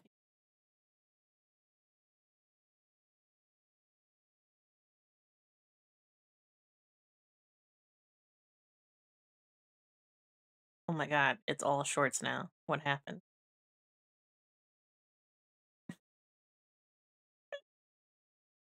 Okay, just videos.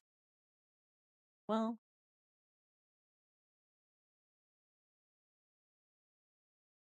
let's see.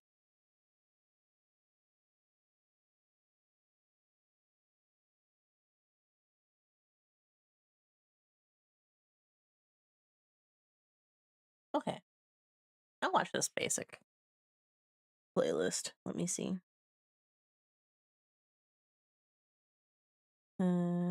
This one, YouTube.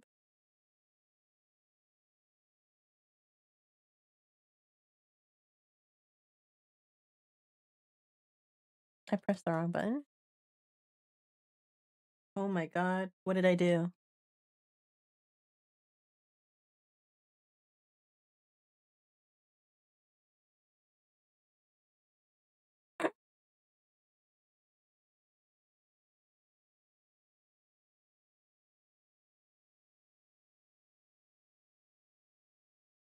Oh my god. Oh, okay. Hold on. I I messed something up so bad there. Here. Oh, that's what I wanted.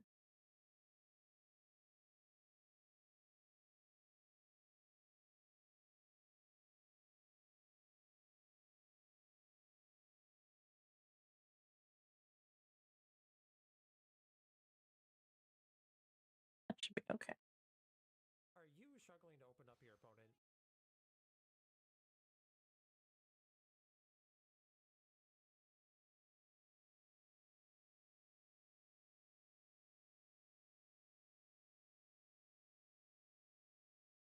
Can we watch the videos?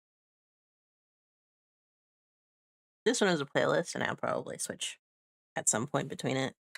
But I'm gonna be probably practicing later today, so this will be nice. Do do do do do do do.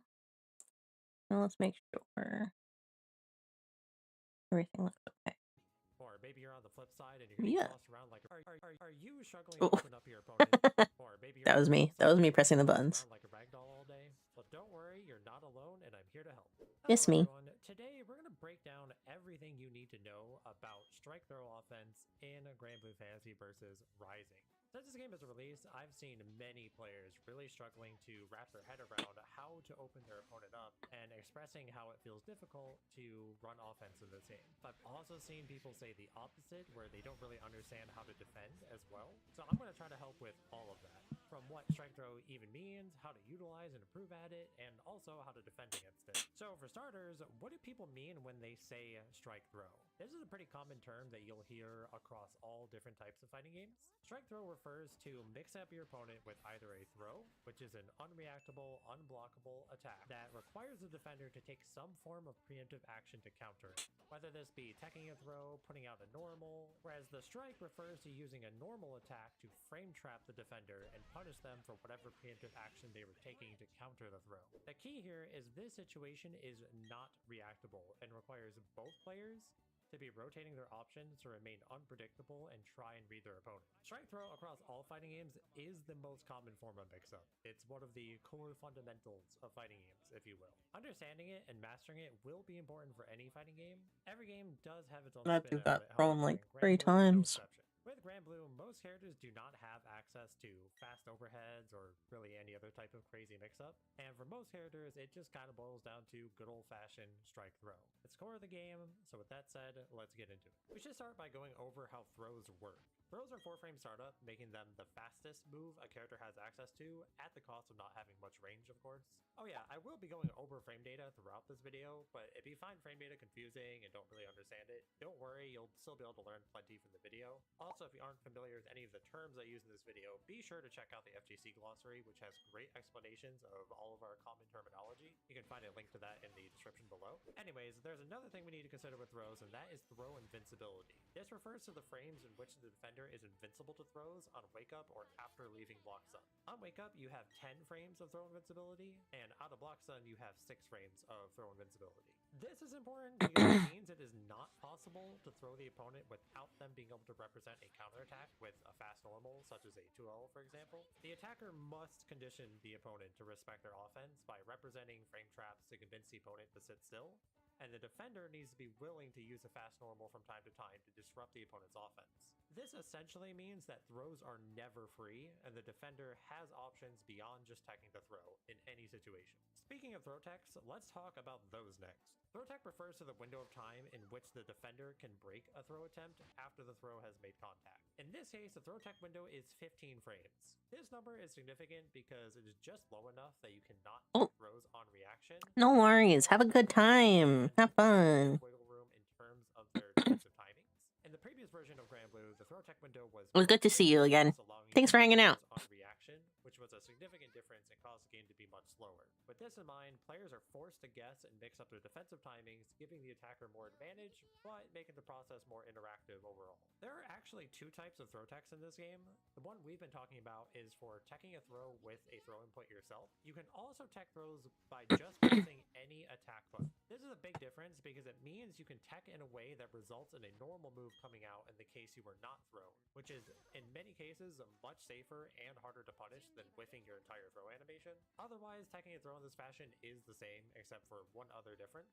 When teching a throw by pressing a single button, the defender will be put into a stagger state of sorts instead of the usual throw tech animation. This is not just a visual difference, as when the defender techs in this way, it actually leaves the attacker at frame advantage. When throw teching the traditional way, both players are usually returned to neutral at the same time. When teching with a single button, the attacker is left at +6, giving them the chance to push their offense again. The advantage of teching with this method is pressing a normal is generally less risky and can even result in you poking out of their offense, but it comes at the downside of not exactly getting out of their pressure. While they cannot represent another immediate throw from this position, the attacker still has advantage. It's also important to note the defender does still take a small amount of chip damage, so don't feel too discouraged if someone keeps teching your throws with this method. Think of teching in this way as kind of a half measure. You don't get thrown, but you still take some damage and are still on the defensive. Now we can talk about the strategy surrounding throws. A common question I hear is how often should you represent throws? And the answer, honestly, is that it depends on the opponent and how they're defending. The way I like to think about it is like this. Throws are to beat blocking. If the opponent has shown they're willing to block, you should show you're willing to throw them. Throws are to get the opponent to make a decision. If the opponent is already making active decisions on defense, such as trying to poke out or jump or whatever, you don't need to throw them. You throw people so you can hit them. You don't hit them so you can throw them, at least for the most part. A common mistake is that players will go for throws on an opponent who has not been conditioned to sit still before attempting throws. If they are teching our throw, how do we punish them for that? Even if the defender is choosing the correct option, that is information you can use for next time. Don't look at getting your throw teched as a loss. Think of it kind of as information for next time so you can make a better decision. Sometimes doing certain actions on offense can be good just to get information on how your opponent is defending. Waiting on your offense to see how they react can be good. Going for throws early in a game, even if tech, can condition the opponent to get baited later on. So how do we punish them for teching? The most common answer would be a throw bait, or shimmy as they're often called. This is the act of making it look like you're going to throw the opponent by walking forward or just leaving a brief gap in your offense. and then walking backwards outside of throw range and punishing the throw with a full combo. This is a very high reward callout, and is a great way to punish those who just can't keep their hands in their pockets.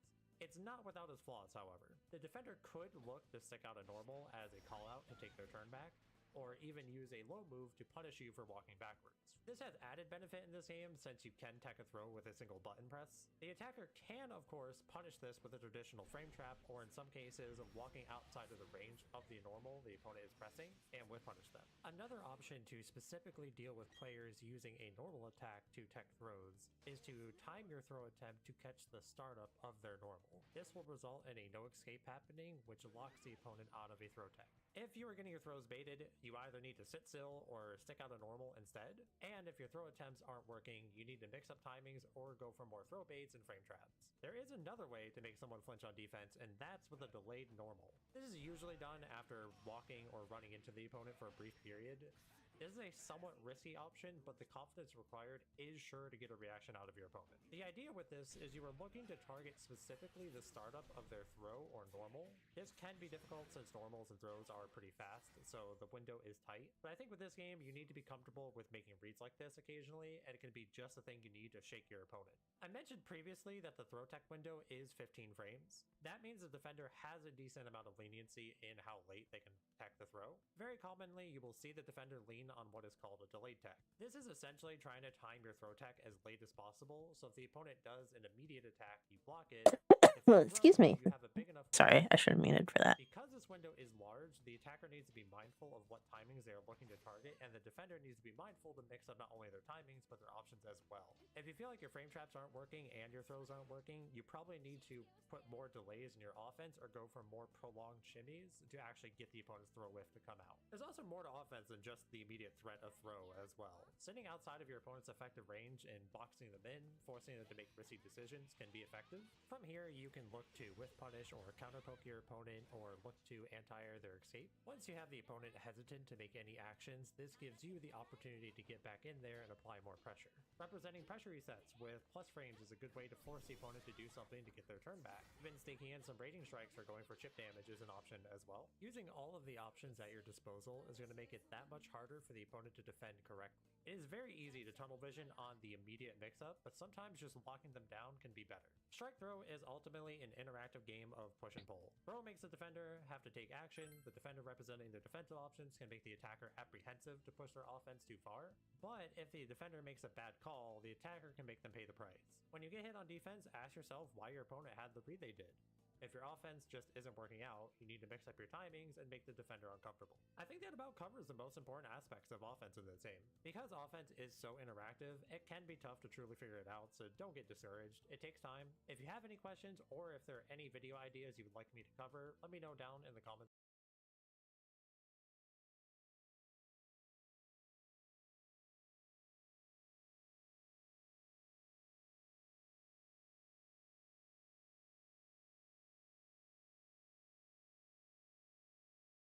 Dun, dun, dun, dun, dun, dun.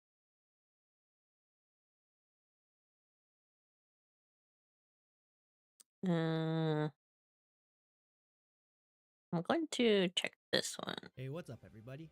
In this video, I'm going to show Oh, you how to beat some I of thought the this was most one person's common playlist. It's concepts just a in bunch of. Blue versus Rising. Let's get right into it. Beelzebub has an unblockable setup with his H projectile into his ultimate skill.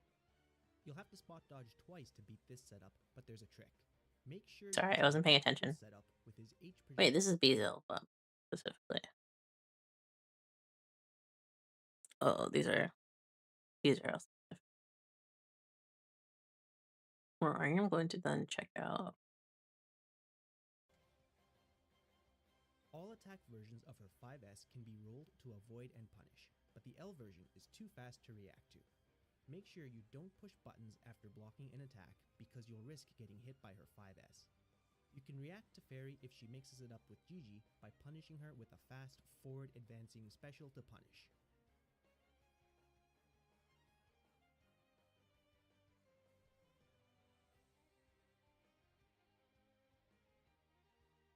Not only is this move unblockable, but it has super armor during the startup as well. The startup is slow, so try to react It's kind of like the without going vein. into full punish. You can also throw it on. These two moves are billiard, which I learned about and yesterday. volleyball. Blocking or dodging the second hit of his 6H plus S lets you punish with a 10 frame normal, but you can get a huge punish by using 2H after blocking the first hit.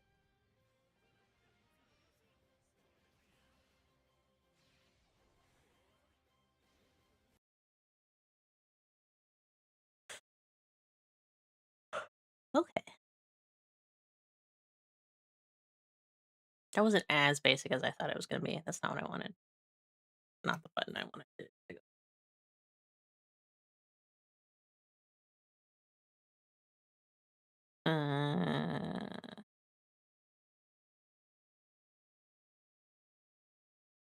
I want just videos. We'll scroll and see if I find something that kind of matches what I'm thinking I need.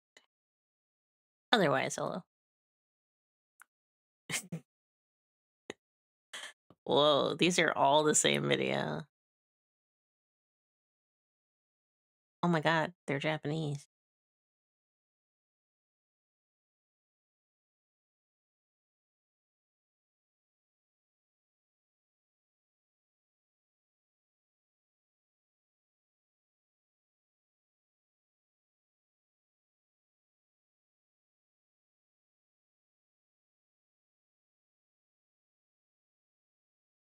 What was I saying? Otherwise, we'll watch some other video. Other stuff. That first one was pretty good though. In a general sense. I didn't understand all of it because it was kind of fast. And I was kind of just trying to digest the whole instead of just the parts. But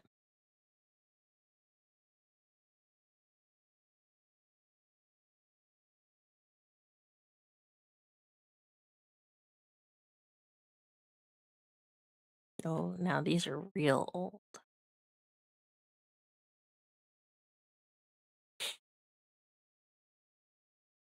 Just type in guide.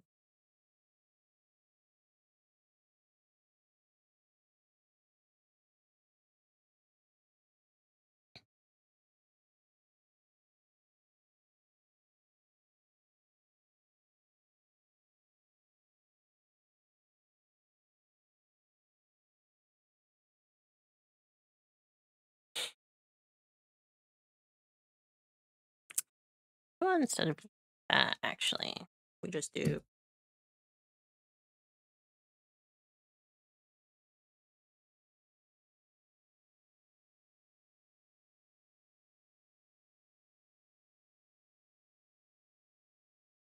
The most basic of basic.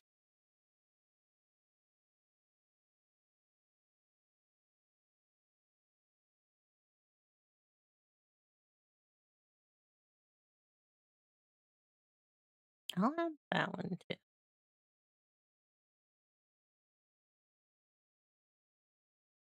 I did watch the first episode of Young Ladies Don't Play Fighting Games. It was very good. That's some serious Yuri. With the upcoming Some serious rivals, Yuri. in just a few days, a lot of new people are going to be playing fighting games again for the first time, only to once again get thrashed by the existing and niche fighting game community that has long been the greatest obstacle to new players joining the scene. Namely because of their complete inability to explain how to play. Even the videos you see that attempt to explain what to do often approach the topic from the complete wrong direction, often throwing you into the deep end and expecting you to understand terminology that only they know. I, however, want to correct for that and teach you the very basics of how to learn any fighting game and get good regardless of the game, so that you can finally go from being He's got a bunch of static in his mic. to an intentional I love that picture. To do this, I will explain what not to do, what you should do, how to think about fighting games, and most importantly, I will not be using any fighting game terminology whatsoever, so that you can better understand what exactly That would it be is I'm nice. talking about. And please keep in mind that while this video is intended for teaching the complete beginners, that doesn't mean that there isn't information here that isn't also useful for more experienced players as well. So for starters, what is the conventional wisdom you'll typically get from the FGC on how to play, and why is it wrong? Ask just about anyone in their community, and they'll tell you that you Was that a should just bull? learn a basic combo and then play a bunch of games where you try to land that combo. And this is terrible advice. Why? Because they're telling you to run before you can walk. You can't just run into a game with a random combo move and spam it, hoping that it lands. That's idiotic and doesn't Sorry. teach you anything about fundamentals. So, what are the fundamentals and how do we learn them? For starters, forget about combos for now. You don't need to know even a single one, and trying to memorize a big, flashy combo at this stage is only going to hinder your progress and be completely useless without knowing how to actually land it consistently. Instead, I want you to learn all of your basic moves and specials first, and practice with performing them by themselves, in isolation. Again, no combos right now.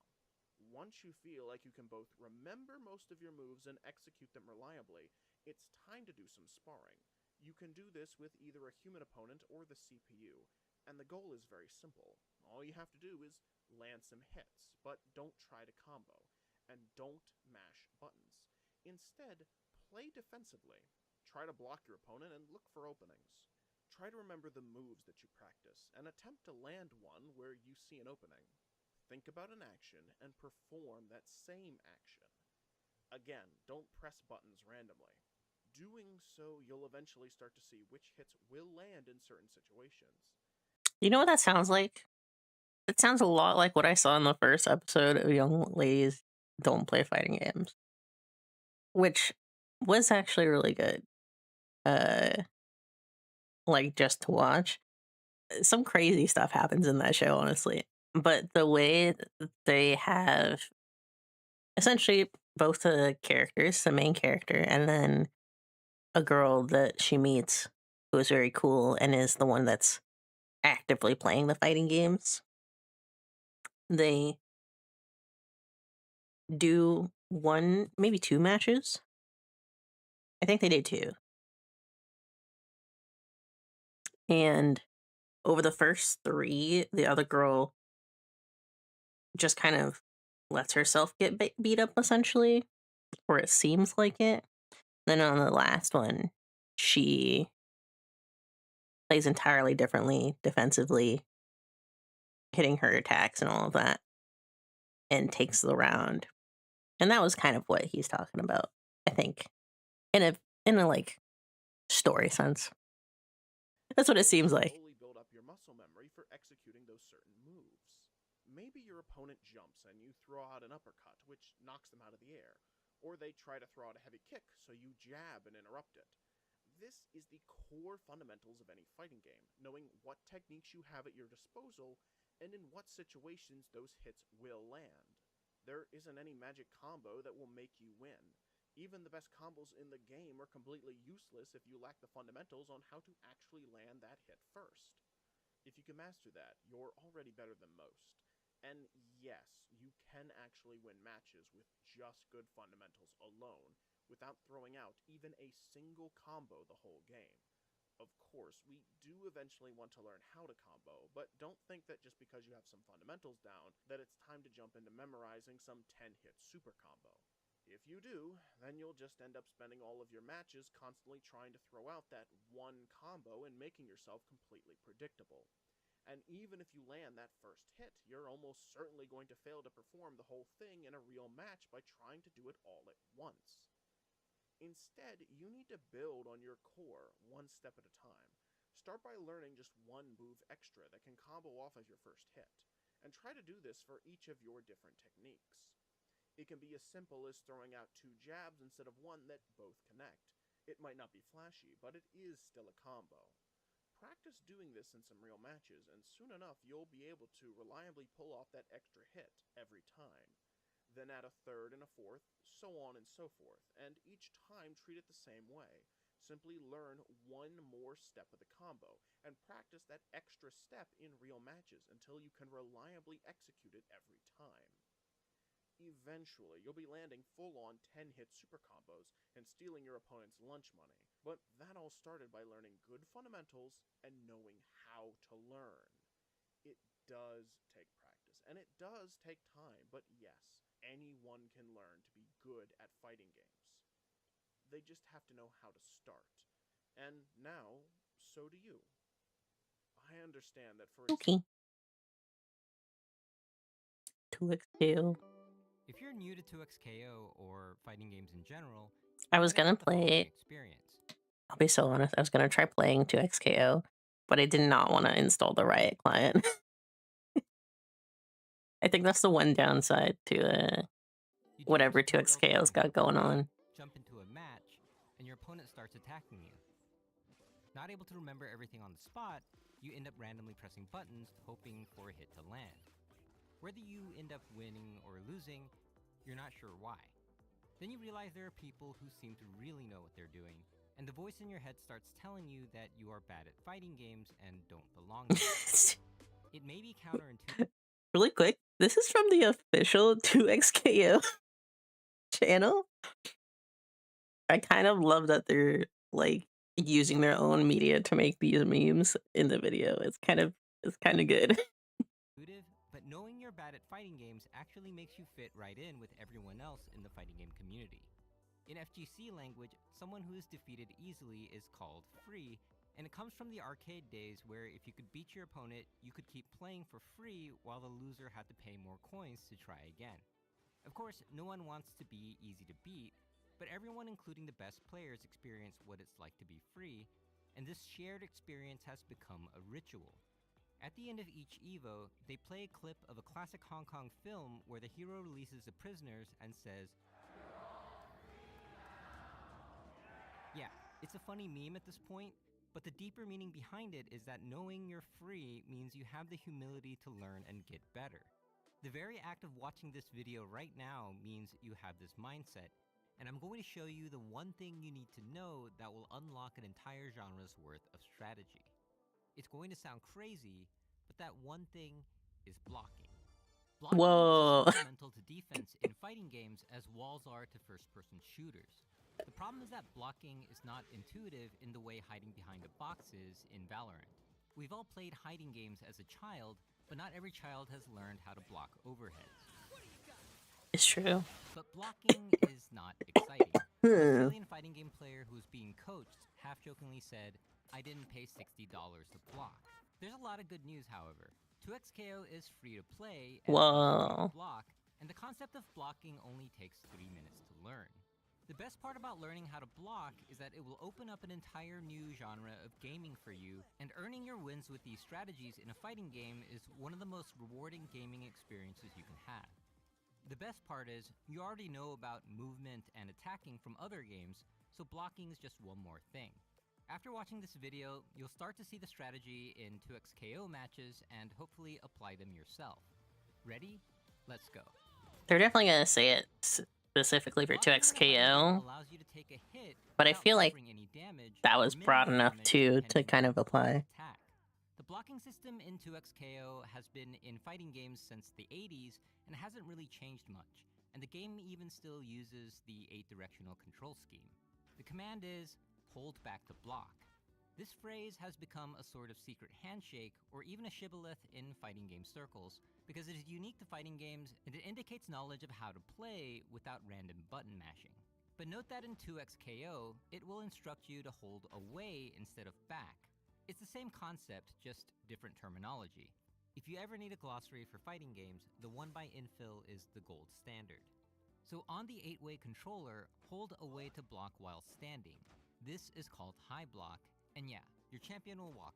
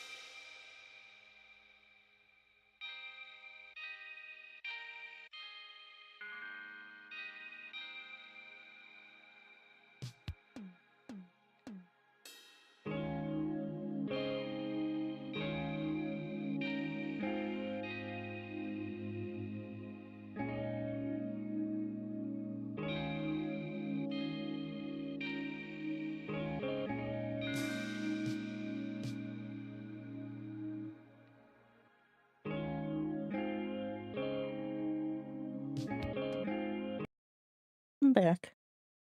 Backwards, don't Okay. be alarmed. Let The me apology. rewind a little bit. If you ever need a glossary for fighting games, the one by infill is the gold standard. So on the 8-way controller, hold away to block while standing. This is called high block, and yeah, your champion will walk backwards, don't be alarmed. Hold down away to block crouching, this is called low block, and in the air, you can hold any away direction to air block. Now, note that the direction to hold away flips when your opponent is on the other side. This matters because side switching happens suddenly and often, and on purpose by attackers to make it harder to block. So why are there 3 types of blocking? Because it allows there to be different types of attacks, each one beating certain types of blocking, but not others. Every champion has 3 different attack types, which are high, mid, and low. To identify them, high attacks are usually attacks from the air, mid and low attacks are usually from the ground, and low attacks are usually crouching attacks that look like they are aiming for your legs or ankles. To know for sure, you can check in training mode. High block defends against high and mid attacks, but loses to low attacks. The logic is that your legs are vulnerable while standing. Low block defends against low and mid attacks, but loses to high attacks. The logic is that you're not guarding above your head when crouching. Air block defends against all 3, high, mid, and low attacks. But Whoever did the editing on this is doing great, honestly. I don't know. This is just video game logic. The general blocking strategy is to high block when your opponent is in the air and low block when they're on the ground. But a good blocker can be like a turtle, so they gave everyone a move that beats all forms of blocking called throw. Throw can be done in the air or on the ground, but you must be close to your opponent to do it. If not, you'll just grab nothing and look like a fool.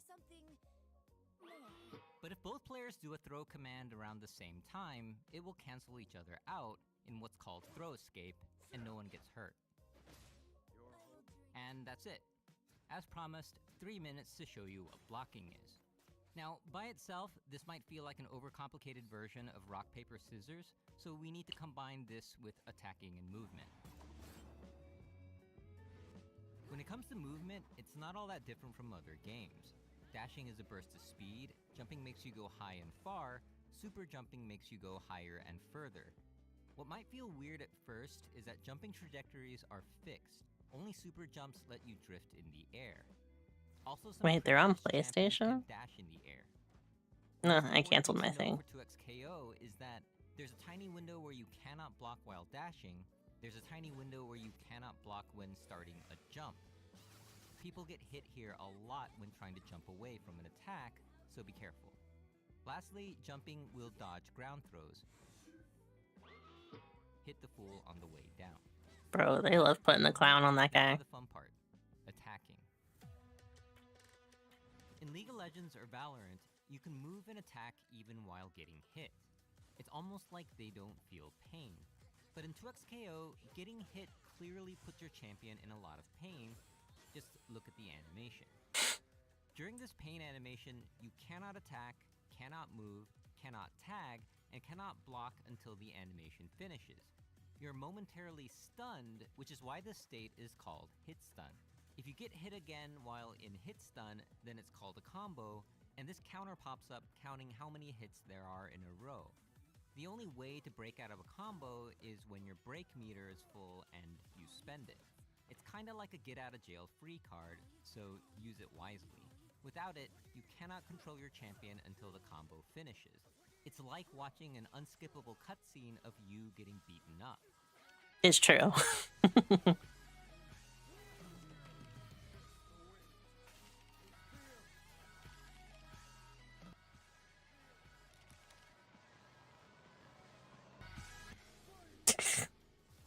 Because almost any hit can lead into a It's great how they're miming with their own content, and it's really good. Get hit. So why do people get hit in the first place? Often because they are doing an attack or special move, and you cannot block while doing those. But the only way to see what's really going on is to go frame by frame. Historically, fighting games were played at 60 frames per second, so one frame is measured as 1/60th of a second. Every attack animation has 3 parts that each last for a certain number of frames. The first part is just winding up for the attack, so it doesn't do any harm.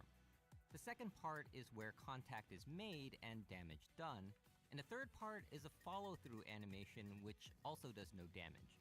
These are called startup, active, and recovery frames, and it kinda reflects how martial arts work in real life. Nobody can punch, kick, or slash without startup frames because that would be superhuman and look super weird. Because you cannot block during an attacking animation, the startup and recovery frames are great windows of opportunities to hit someone. But they are tiny windows, so timing is everything. A difference of a couple of frames can determine who gets to do their combo and who has to watch the unskippable cutscene. Here's why. If 2 Dariuses do the same attack at the exact same time, both will trade hits and both will be in hit stun, so no one gets comboed. But say Pink Darius presses the button 1 frame sooner. He then completely wins the exchange and puts Blue Darius in a devastating combo. If Pink Darius is 1 frame slower, then he completely loses the exchange. But here, it just seems like a game of reactions. So where's the strategy? The strategy is to press the attack button with the faster animation or less startup frames. If Pink Darius pressed the light attack button instead of heavy here, his active frame would come out 7 frames faster than Blue Darius. Even if Pink Darius pressed the button 1 frame later, or even up to 6 frames later, Pink would still completely win the exchange. So is the strategy just to use the fastest attack to increase the chance of winning these exchanges? In this case, sure, but while speed is important, it doesn't matter if the attack doesn't reach. If both Dariuses were a little further apart, and Oh my god. Hold on.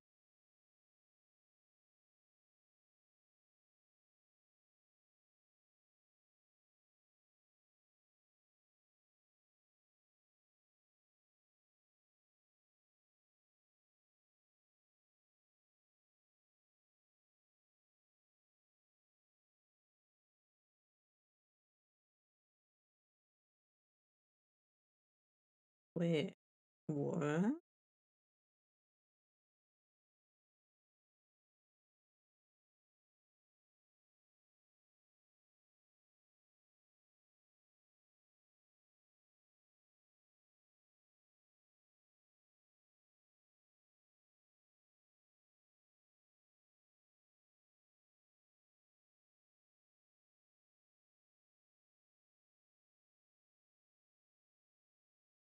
In like a month? I just got like an email that the Crunchyroll store is like I I don't even understand. Hold on.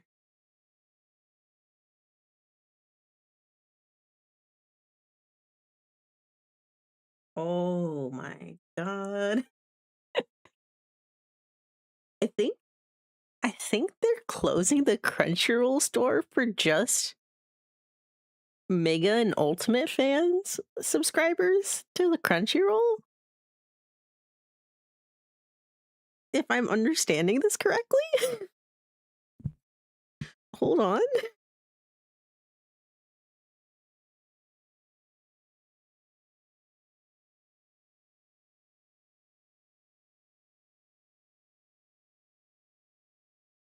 Oh my god, they are. They're making it like a loot crate thing, but like it's a shop still.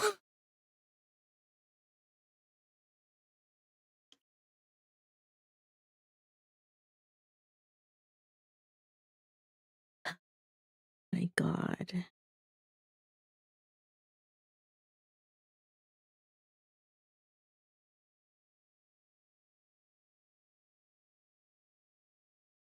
When will the new version of the store launch? You literally said it in August. It literally says in August. But they're doing a summer sale, 50% off everything. Beginning July 14th.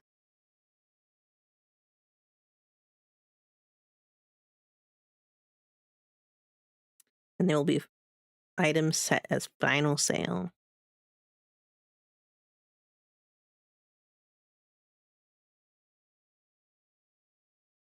It says select items will be final sale, but I kind of expect that's going to be most of it. That's actually kind of crazy. And probably the worst thing they could have done. Like, actually.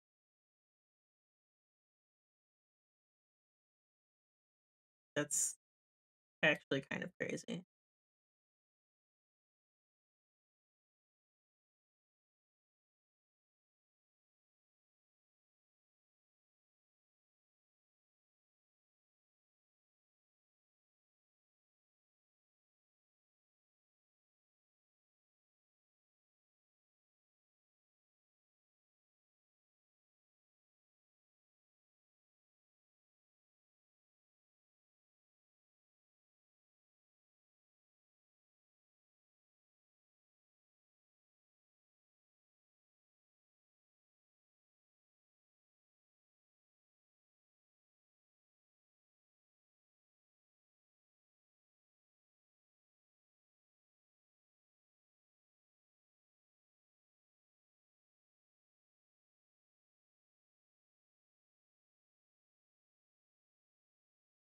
I'm still kind of disappointed on.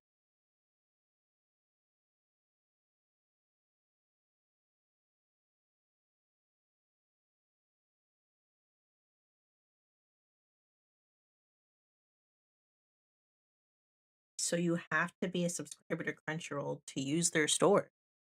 That's actually fucked up and extremely disappointing.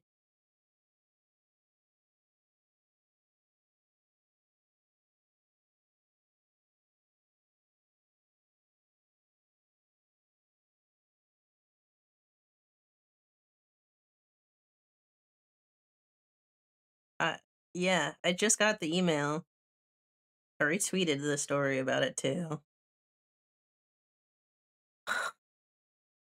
They're gonna have a summer sale again. I mean, they technically already did, but they're gonna have another sale starting, oh, I guess today.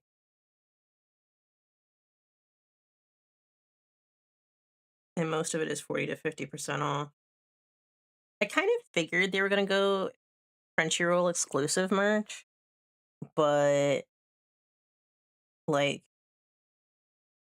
I didn't think they were gonna like close off people from actually being able to just kind of buy their stuff. So I felt like they were pushing Crunchyroll exclusive merch for a really long time, but that's just kind of fucked. I feel like it should probably be a case for antitrust. Not that anyone would pursue it. Yeah. I mean, they're still gonna be fulfilling orders, like open orders and pre-orders until whenever. But that's actually it's so funny too because they have another sale on some DVD sets going on right now. And those sales are like 10%.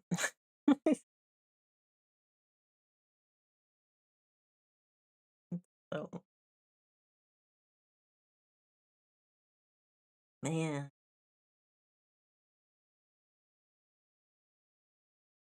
that sucks.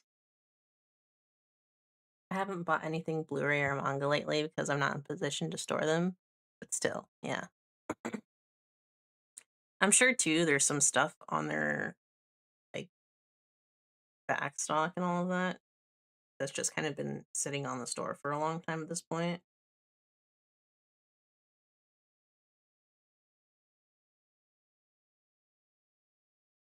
But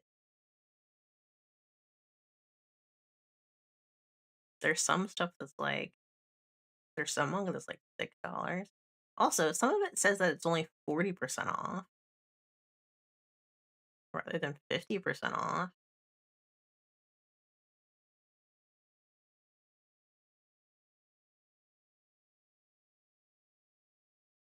Seems like a lot of the figure stuff is 50% off.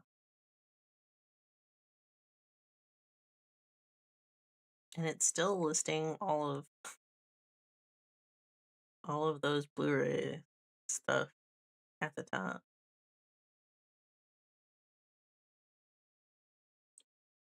There's a bunch of Funko. I did not add something to my list. What are you doing? Get out of here. Thank God Geek Kids is selling through their own storefront. Yeah. I mean, I probably wouldn't be surprised if someone or something with their like contract with the Crunchyroll store had changed, and that's why they started doing their own storefront, or they were expecting it to start changing.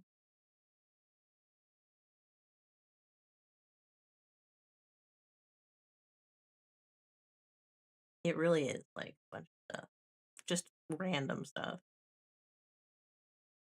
There's some pretty decent prices for stuff though. I'll have to check it out later. Ah, that's so disappointing, man. I figured they were gonna be doing exclusive merch, but I didn't. It really is like crazy to think they're just cutting off like a whole section of people who could possibly purchase from them. Because it says that even though it's saying like fans will no longer have access to the Crunchyroll store, that's just like anybody who isn't their top two subscriber tiers. And I can't imagine how many people are actually at those top subscriber tiers at this point.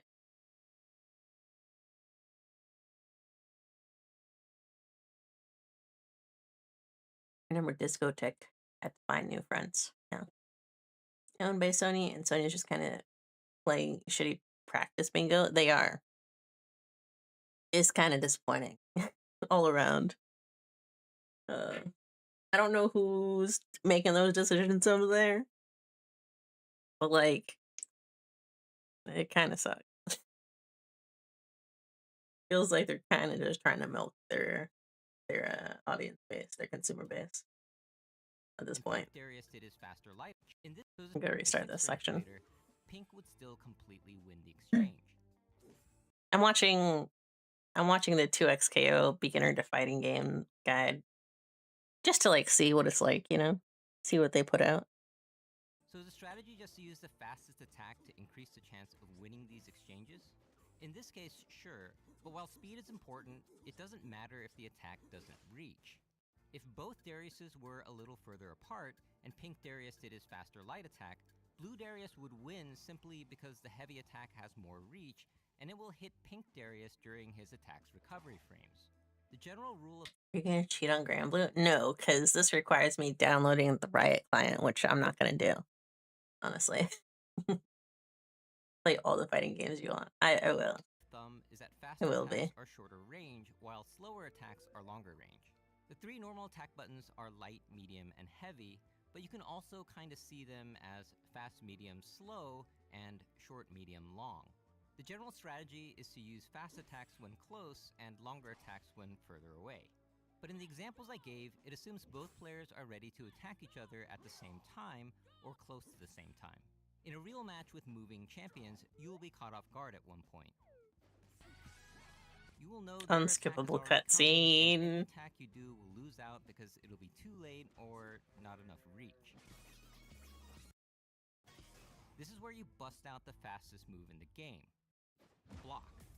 Even the fastest attacks have startup frames. Blocking has no startup frames because it is instantaneous.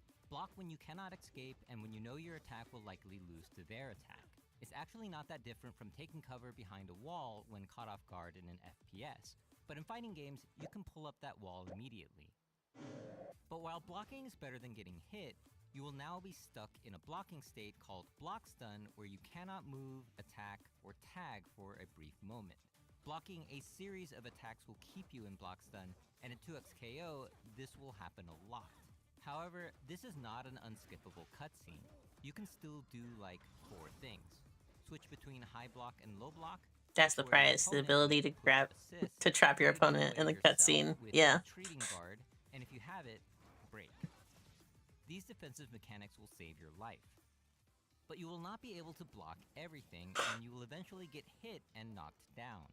In a knockdown state, you also cannot move, attack, or tag, and it starts from the hit or throw that knocked you down and ends when you get up again. But the knockdown states are more merciful because you are invincible. All of their for memes much are of the so good duration, which is in indicated this by video. this white outline on your champion. But your opponent will not be merciful and will be ready to hit you as soon as you get up again. They can even time their attacks so their active frames hit you the moment your attack starts, guaranteeing you will lose the exchange. Luckily, you can choose one of 3 locations to get up to be a harder target, and there is the get up attack option that has invincible startup frames, but be careful. It also has lots of recovery frames, leaving you vulnerable. One last note is that knockdown states can happen in the air too, also with multiple positioning options. So now I've described the 4 states you can be in that does not let you freely move or attack, basically the ones that make you stuck. You can only move or When attack whiffing. when not in any of these 4 states, and for reference, we'll call this the ready state. The reason why hold commands are so effective, like blocking, jumping, and get up options, is because you can hold during a stuck state so that the command will activate as soon as you get to ready state. No need to time it. The parry mechanic, on the other hand, is riskier because it must be timed perfectly, especially because it has lots of Yum, recovery yum, frames. yum.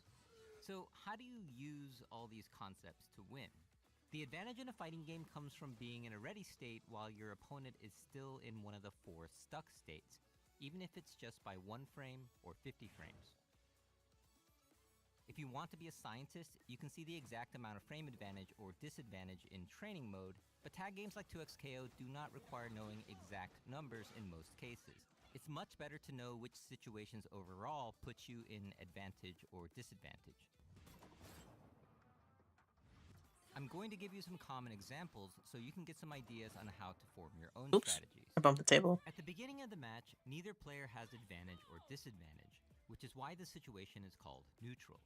The goal is to put yourself at advantage to maximize your chance of landing a hit while not getting hit yourself. The strategies for neutral are endless, but I will start with the most basic one. Walk up to your opponent and hit them. Whoa. If this sounds like a terrible idea, then congratulations, you are thinking strategically. Darius with his long reach will chop you long before you get to him. But if Echo jumps at him right before, Darius would whiff his attack and be stuck in an attack state where he cannot block. Echo, still in ready state, is free to strike. Hitting someone on their attack's recovery frames like this is called a punish, and a message will pop up. Let's rewind, but this time, Darius does a faster attack, allowing him to get to ready state before Echo reaches him. With both in ready state, there are many possibilities. 1. Echo attacks, Darius blocks. Blocked jumping attacks give the attacker serious frame advantage because the landing cuts off the attack animation and puts them in ready state immediately. Still stuck in block stun, Darius attacking here would be super risky. 2.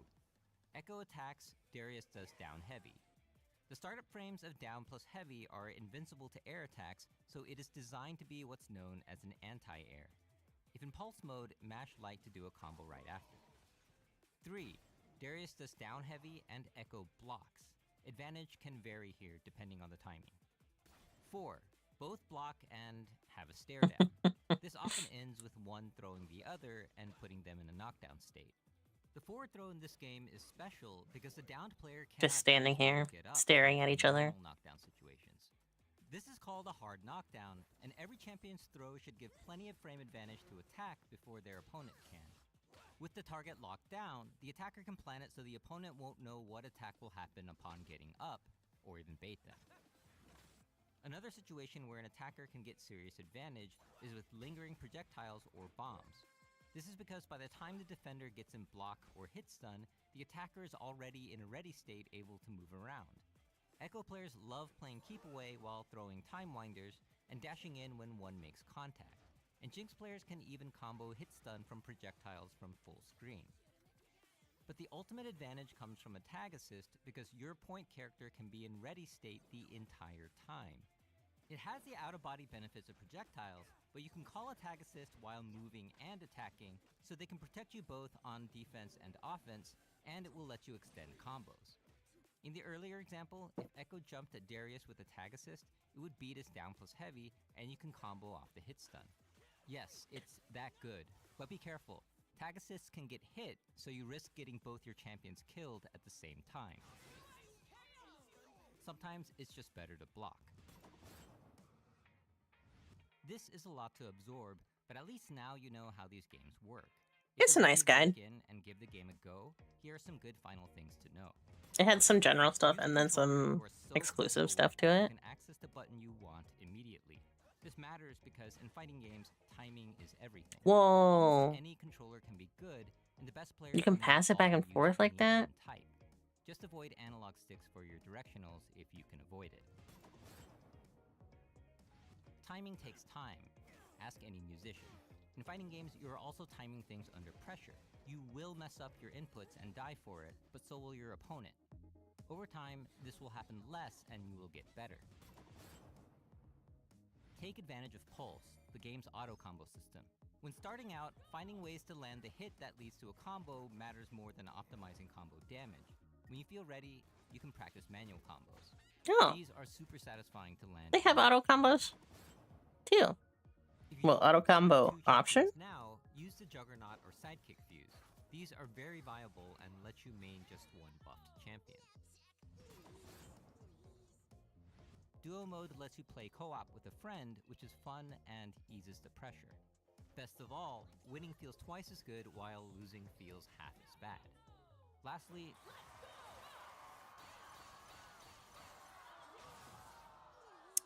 don't try to parry everything.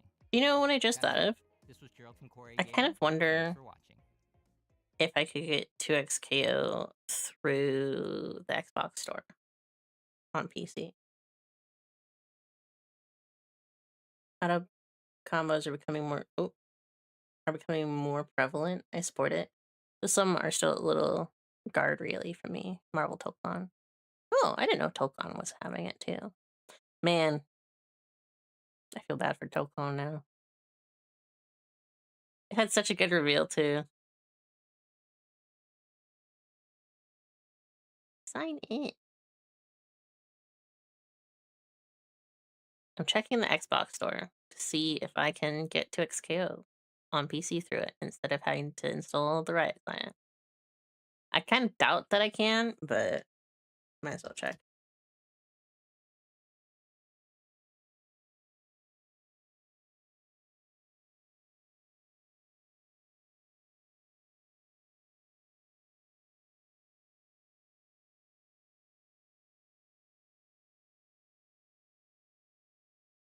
PlayStation Store requirement for PC is so stupid.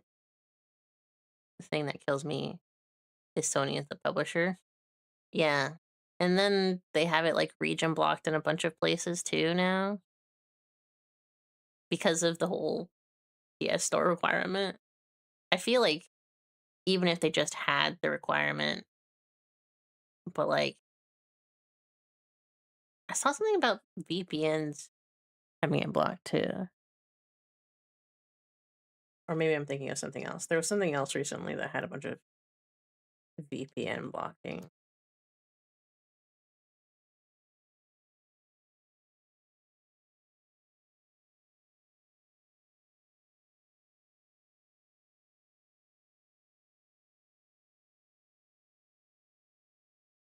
It seems like such a weird choice.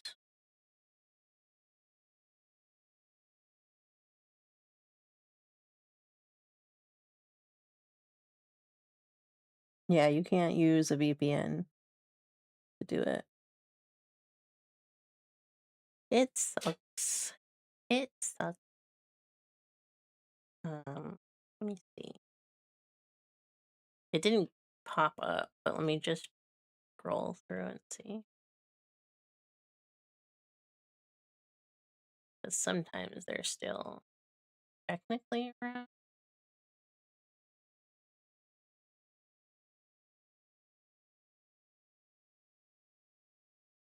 Probably on console. Ugh. It'll be no, no, no. Don't do that. I freaking hate this new thing. This whole Ask YouTube thing. Because it's right next to the search button too. That was a good one. I like that one.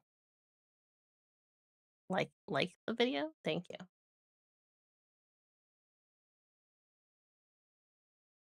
No. Freaking Ask YouTube.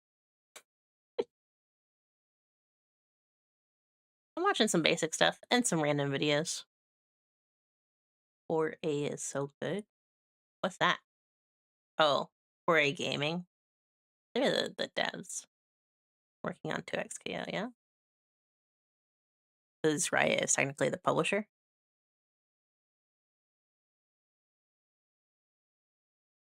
I wonder what other videos actually they have on the 2XKO channel. Aside from like debut stuff. Debut.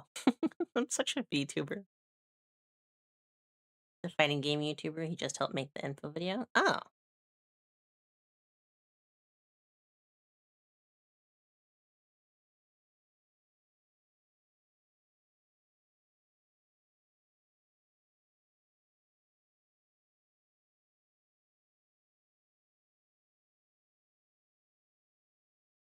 They've got a few beginner guides. And then Evo events. Oh, that's only from like 6 months ago.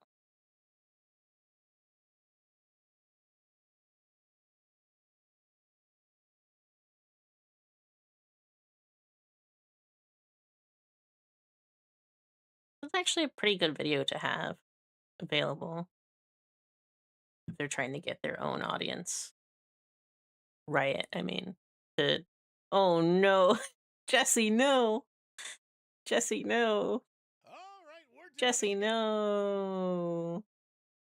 Jesse, no. Don't go down this rabbit hole. Don't do it. You don't want to know what's down there. Trust me.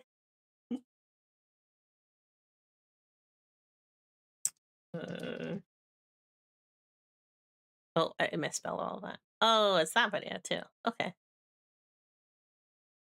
I might watch that later then. We are gonna watch this video. Because I gotta know now what he sees. It's stinky, literally. Yes. For many reasons. And the players who love them. But no. Oh my God, Stella. Filled with such drama, surely we'd be back. Because drama is the name of the game today. Because oh my God. Now, I don't follow this game at all, but I do have friends and various people I follow online who do. And oh boy, over the last, I don't know, month or so, things have gotten weird in a way that I don't quite understand. I know they released a new character, but then I guess something happened. Well, we're gonna find out today what that was because the internet. Let's find out together. Absolutely crazy over this, and I can't wait to find out why.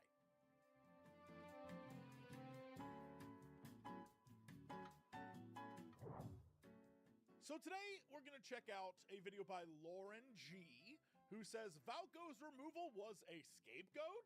I don't know anything about that. Except Oh, it sounds like she knows exactly. Okay, she knows all of it. Deep Space, the controversy explained. The perfect video. Perfect. Let's do this thing. Cow poop.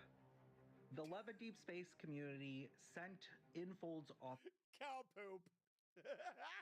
offices cow poop. So using the numbers that they use to represent a historical tragedy is not cool.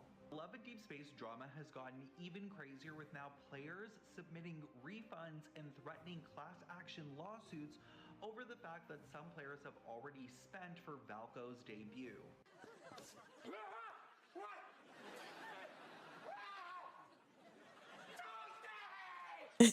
Hey guys, welcome back to my channel. If you're new here, hi. What? All right, that intro section right there not only had money issues and drama, but also war crimes. Yes, it's true. What has occurred? Lauren, I'm counting on you. So, I trust her already. of Love and Deep Space. Is Valko now Lost Media? I can't Probably. This is like my two worlds colliding right now. Lost Media and Love and Deep Space. And I bet most of y'all did not know The war crime thing was nuts. It kind of is. Not in the sense that like I am surprised by it, because I know plenty of other media from other countries, anime especially, that like include references to like things like that. And I mean, American media does it too, but like the surprise and reveal of it as just like a little hint of something in a Otome game is kind of crazy. Just a tiny bit. Most people I know play Love and Deep Space can't stop talking about it. They love to talk about that deep space. And I assume how deep them boys getting, because my goodness. I assume it's like when I talk about redheads in games, where you're like, yeah, no, we get it, Cox. It's just so funny, because like, oh yeah, no, that's my boy, I love him. I'm like, why?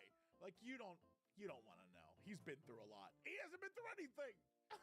He's not real. The new Love and Deep Space like controversy that's happening. You're not wrong. You're not wrong, Jesse. Pretty soon, and they got rid of like all the cards and all the stuff that was going to come out about him. And they also announced that they were no longer going to be doing any more love interests. And a lot of people are just pissed right now. And y'all, that side of the internet is crazy right now. So I've seen. So again, they introduced the character. Before they introduced him officially as like in the game, they didn't release him because people complained. But I am here to explain what I know to the best of my ability on the situation, explain what happened, and overall, you know, talk to you guys about it. Let's give our opinions. We're here to yap. And yeah, so we're gonna get into it. Like always, please don't send any hate to anybody. Solid yap sesh. The purpose of the video is just to talk about, give our opinions, and overall have a nice and respectful conversation in the comments below. I ask that we keep it respectful. Yo, you know feelings are hurt and people are raw, because only when that's the case do people preface their videos with like, let's be respectful. Yes. You know people are gonna come brigading. You just know it. Oh my god. Again, I can only ask it so much. What happened? Keep it respectful because it's still going on, and more so because the Chinese side of Love and Deep Space has been getting a lot of hate. Also to the point of racism, which I don't strive for, and also it is not every Chinese fan that is. You know what? I'm gonna say, I hope no one strives for racism. That's a dick move. Yeah, strive for, it's true. Better health, or to read 4 books a month. Strive for something. Hey, 4 books a month would be crazy. I guess if they were novellas, it'd be fine. Love and Deep Spaces. In a nutshell, it's basically an Otome game, but it also has elements of like a sci-fi action type of game. So we learned. I thought it was all just horniness, but it's Wait, actually he has another video on Love and Deep Space? The first I 5 might watch that later. And the 6th one there on, I guess, the screen right is Valko. So in the main game, there is a main story where all the love interests pop up, but as kind of like regular people to MC. But outside of the main story, you can like quote unquote date the love interests and like have your favorites, and they have cards. Literally the bare minimum asked to not strive for. It's true. But that's basically the premise, right? There are currently 5 love interests in the game. It's Xavier, Zane, Raphael, Silas, and Caleb. Part of me hoped it was like Xavier, Zane, Zachary, you know, like it's just all the exact same sounding names, but no. All right, and as we learned, one's like a sexy bondage vampire, and one's like well, best friend from when you were younger, except no, it's a tough guy. And, you know, like that kind of thing. Like all the tropes of one is like, your maid? I don't even know, where he's like, No. touch me there, then you do, and he's like, No. He watched the wrong video first. The whole thing's wild, and it just proves, as we learned last time, anyone can be all horned up, man. Especially guy number 4, who has horns. Let's continue. And then the 6th love interest that was supposed to be announced was Valko. But as we know, Valko was canceled. So on June 30th, which was 2 days ago, as the time I'm uploading and recording this, Love and Deep Space took to like all their main platforms and basically said, hey, Valko's gone, no more love interest, this is what's happening. And y'all, I kid you not, I was at a doctor's appointment with my mom when I saw all this happen in real time. So I saw everybody's reactions and stuff, and it was like, oh my God. Time and place. And you did it at my birthday dinner. It was crazy because I knew Valko was getting like mixed hate, but I didn't think it was going to be to the extent that they would pull the character from the game. This is the first time it's ever happened. Like mentioned, Valko was set to be the 6th love interest in the game, and he was going to be a human hybrid character, like a human wolf character. A lycantant. Like one of my favorite movies of all time. And I mean this. And I'm A werewolf? Exaggerating. Jupiter Ascending. Featuring the command lycantant, part man, part wolf. He used to have wings and he rollerblades through the sky. What? That would have been the same. So from the I don't think I've ever actually heard anything about Jupiter Ascending. I like his character design because he had like ears and he had a tail, but he was like a human, right? They were like, a wolf? To me, I was just like, Jacob from Twilight, is that... It's better that way. Noted. June 30th, I won't check it out then. had put out a statement in which, in a summary, because I'm not going to read it. I love absurdity, but Basically said, not if it's bad, you know? Valko was canceled. They have stopped development on Valko, and they won't continue on it. You know, they're not going to launch it, and they won't develop his character at all. And that they will add no additional love interest in the future. That's crazy. Now, I wonder if she's going to talk about it. I do know some things. I know that before this cancellation, one of the complaints that was happening online is if you add additional stuff, it makes it harder to pool the thing you're looking for, right? Because if I add a new character... It's true, but there's always rate ups for the individual launches. Now, if I'm in love with Xavier, I think that was one of their names, and I start getting Valko stuff, I don't give a damn about Valko. I don't know who Valko is.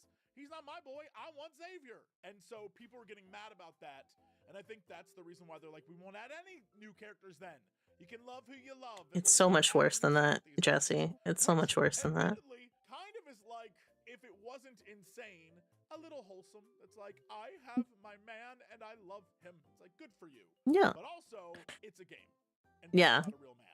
And you're paying money to interact with them. If anything, you're like, I have my gigolo and I love him. Which, if we're being honest, I'm fine with that. Do what you love, I guess. But yeah. People got a little crazy. So a lot of people were like, oh, okay. They also said the rest of version 6.0 will continue. So Home 2.0, the AR photo booth, the selectable 5-star memory rate-up event, all of that will proceed as normal. They also stated that they are going to solely focus on the 5 current love interests, and they are going to prioritize expanding their stories, etc. So basically their content calendar, which was revolved around Valko, now has to shift forward because Valko is no longer... Right, there's probably a ton of content they created just... Yeah. I don't play a lot of gacha... And not even in that sense, like, whatever their planner was for other characters post-Valko, that has to be sooner. Keep you playing. So they probably had a bunch of, like, Valko-y things ready to go, and then it would connect to other characters, and you have to download and buy different things, and it would just... Right. So they probably spent a lot of time making stuff, and now they can't use any of it. Now, the issue that a lot of people don't realize who don't play the game is that it's not just removing a character, but it's removing an entire storyline that was probably going to make or break what the rest of the game was going to be. and that's why people are extremely upset right now. The main story and the game as a whole was Sorry, already— did that thing just say, do you think you can muzzle me because you're a little too late? Is that what that text just said? Trying to muzzle me?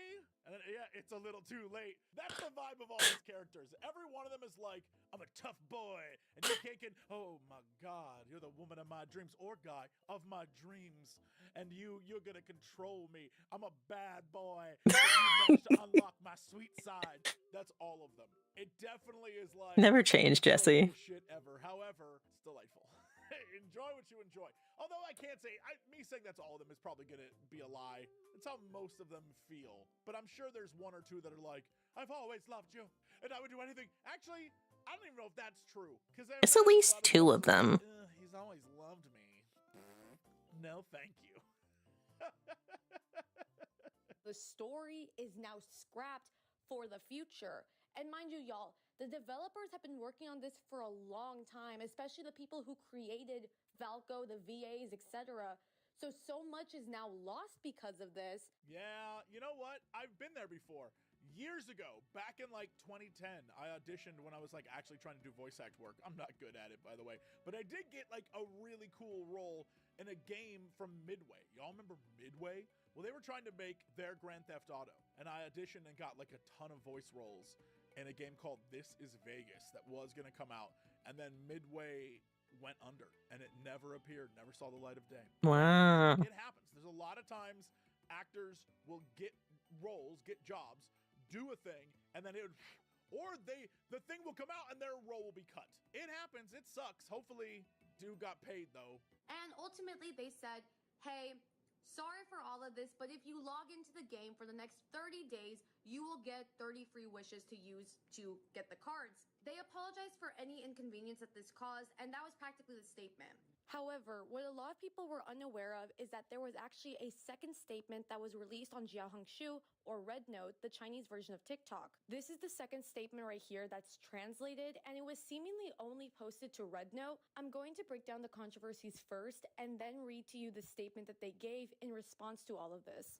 For some background context before we get into anything, this is not the first time that Chinese fans and Western global fans have clashed before. And I say that because that is a big thing that is happening right now. It's currently happening. The glasses came in off. regarding Valco. Fans have clashed about how much Also, MC's voice is in the game. Can I just say, you look great in glasses. Anyway, continuing on. I'm just saying, people with glasses, wear those glasses. You look fantastic. Says the person wearing glasses. Love and Deep Space, you customize your MC, which is supposed to be you. So you pick their outfit, you pick how they look like, and you pick their voice. So a lot of people can pick if they want it higher, lower, etc.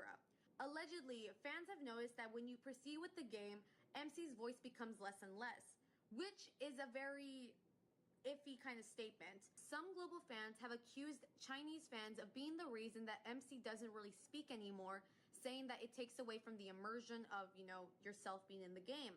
The only thing though is MC speaks in the main story. She doesn't really speak in the love interest stuff. She doesn't really do that, and I think that's been a thing for a while. This is not really a verified claim, and a lot of this accusation is coming from the fact that Love and Deep Space is a Chinese game, and so there's always that allegation that Love and Deep Space caters to the Chinese fans more than everybody else. But like I said, this isn't really a verified claim on... But I would understand that. Yeah. Like Japanese games, they're catering to Japanese fans. They don't really necessarily consider what the Western world will think all the time. I've been a fan of Final Fantasy for years. There's many choices they make where I'm like, huh? It doesn't affect them all that much to think about. They're making a game just for, themselves and their friends. And, they're in Japan for a Japanese market. Sure, they consider the rest of the world, but that's not the focus. Just like here in America, we make games, and yeah, we would love it if China or Japan or wherever would play them. But I don't think they're thinking, well, I want to make sure WWE 2026 reaches the Japanese fans. It's true. But honestly, we'll make that would be kind of peak. States, and then we'll go from there. I don't know why. If they put some Japanese wrestlers in there. They lowered MC's voice just because the Chinese fans... It would probably be an AEW game, though. Valco was released, there was a mix of people who did not want him in the game. You know what a great example of this is, by the way? Final Fantasy XIV. In a recent patch, I think it was patch 5.4, Jonathan Bailey, who plays Grahatia, who is one of the main characters of Final Fantasy XIV, Jonathan Bailey has blown up as an actor. And so, during 5.4, whether it was Jonathan Bailey or someone trying to sound like Jonathan Bailey, when Graha Dia spoke, it did not sound like him. And so fans lost their minds. The amount of people freaking out about how it's not Jonathan anymore! People are losing it. What ended up happening is, it was just Jonathan was back the next time, and I think they fixed some of the voice lines maybe. I don't know, but he's probably just sick. It happens. Yeah. Sometimes voice actors, you can tell they have a cold in a scene. They have to record on a certain day, and that's just the way Dude, I was watching the Game Grumps play the new Horse Barbie game, and one of those girls is recording in an entirely different environment. She has echo, she's got like some like feedback in her mic. It's crazy. And it's so obvious hearing her talk among the other people too. It's very funny. It's the same thing with Genshin, actually. Genshin had a bunch of the English VAs. They went on strike, essentially. And there's some, like, lines in the game that still aren't voiced, like storylines. But it doesn't affect any of the other regions, just the English one. Imprint their love of a character upon themselves, and they make it like a huge, oh, I love his character, and they start to get really attached. But, you know, it's also a game, so voices will change if need be. Well, for multiple reasons. For starters, the main game, you know, the main story, had not been updated for over a year, like 500 plus days. There are also other issues. I actually know that this was a talking point people were making, and I have many friends who do play, and so this is one thing I do know, which is the main story has been updated. I think they did a main story thing earlier this year, but one of the characters, one of like the best loved characters, I guess, has not had any updates in 500 days. I think is what it's actually supposed to be. If I'm wrong, let me know.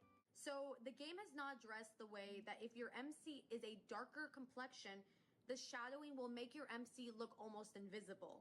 So it kind of puts... Stop! Wow. Stop it. I didn't actually know that. Okay. You know, a lot of darker complected players in a bad light because they can't really enjoy their MC versus people who are lighter complected who can actually see their MC with the love interest. And there was also another controversy in which a afro was used in the photo booth, and it was kind of seen as like a haha funny moment when textured hair in the game, like for your MC, is not an option really. So it's kind of like you're using an afro to be a funny picture type of thing for the photo booth, but you won't add textured hair to the game. Fans were also mad because there would now be a worse gacha or the wish system. If you don't know, it's basically the card pool. So you pull different randomized collectible cards called memories in the game. Because there would now be 6 protagonists, it would move the probability from 20% with the 5 to now 16.7% with 6. So a lot of people were like, it's gonna be harder for me to get my favorite love interest if the gacha is so low. Right. To me, it feels like Valko was more of a band-aid for a lot of pre-existing issues that the game has had and hasn't really addressed. However, when Valko was announced, one thing that was noted by a lot of global and Western fans was that there seemed to be some colorism and even racism towards Valko's character. Huh? If I were to line up every single love interest, including Valko, in a straight line right in front of me, you would see that they're all light complected. However, in Valko's case, if you notice, he has a bit of a warmer skin tone compared to the rest of the love interest. What? It's so slight. I mean, sure. On a spectrum of white guy, yeah, he has a little more, I can't even say color. He's just a different style of it's for real so minimal. He's maybe like a shade or two darker than the rest of them, but he's still light complected nonetheless. But allegedly, some Chinese fans had expressed distaste at that and accused Valko of being a character only for the West and Western fans. Yo, that's crazy. Yeah. Now, I am aware. Insane. Cultures, the idea of like trying to get as light-skinned as possible is the objective, and that's probably on us. That's yeah. Yeah. And all that stuff. Yeah. Our bad. but it does say something culturally about there's no difference. Like, There maybe isn't. it's just a guy thing. You know what I mean? Like when someone asks you to determine what color is which pink, and you're like, they're both pink. It's like, wrong. Actually, one's a little more pink than the other pink. You're like, One all is right, well, salmon, maybe I'm just not seeing one it. is But no, it's just blush. a white dude, along with other white. Actually, I guess they're all Asian. They got like a little K-pop in them. You know what? Or like, is there C-pop? Is there China pop?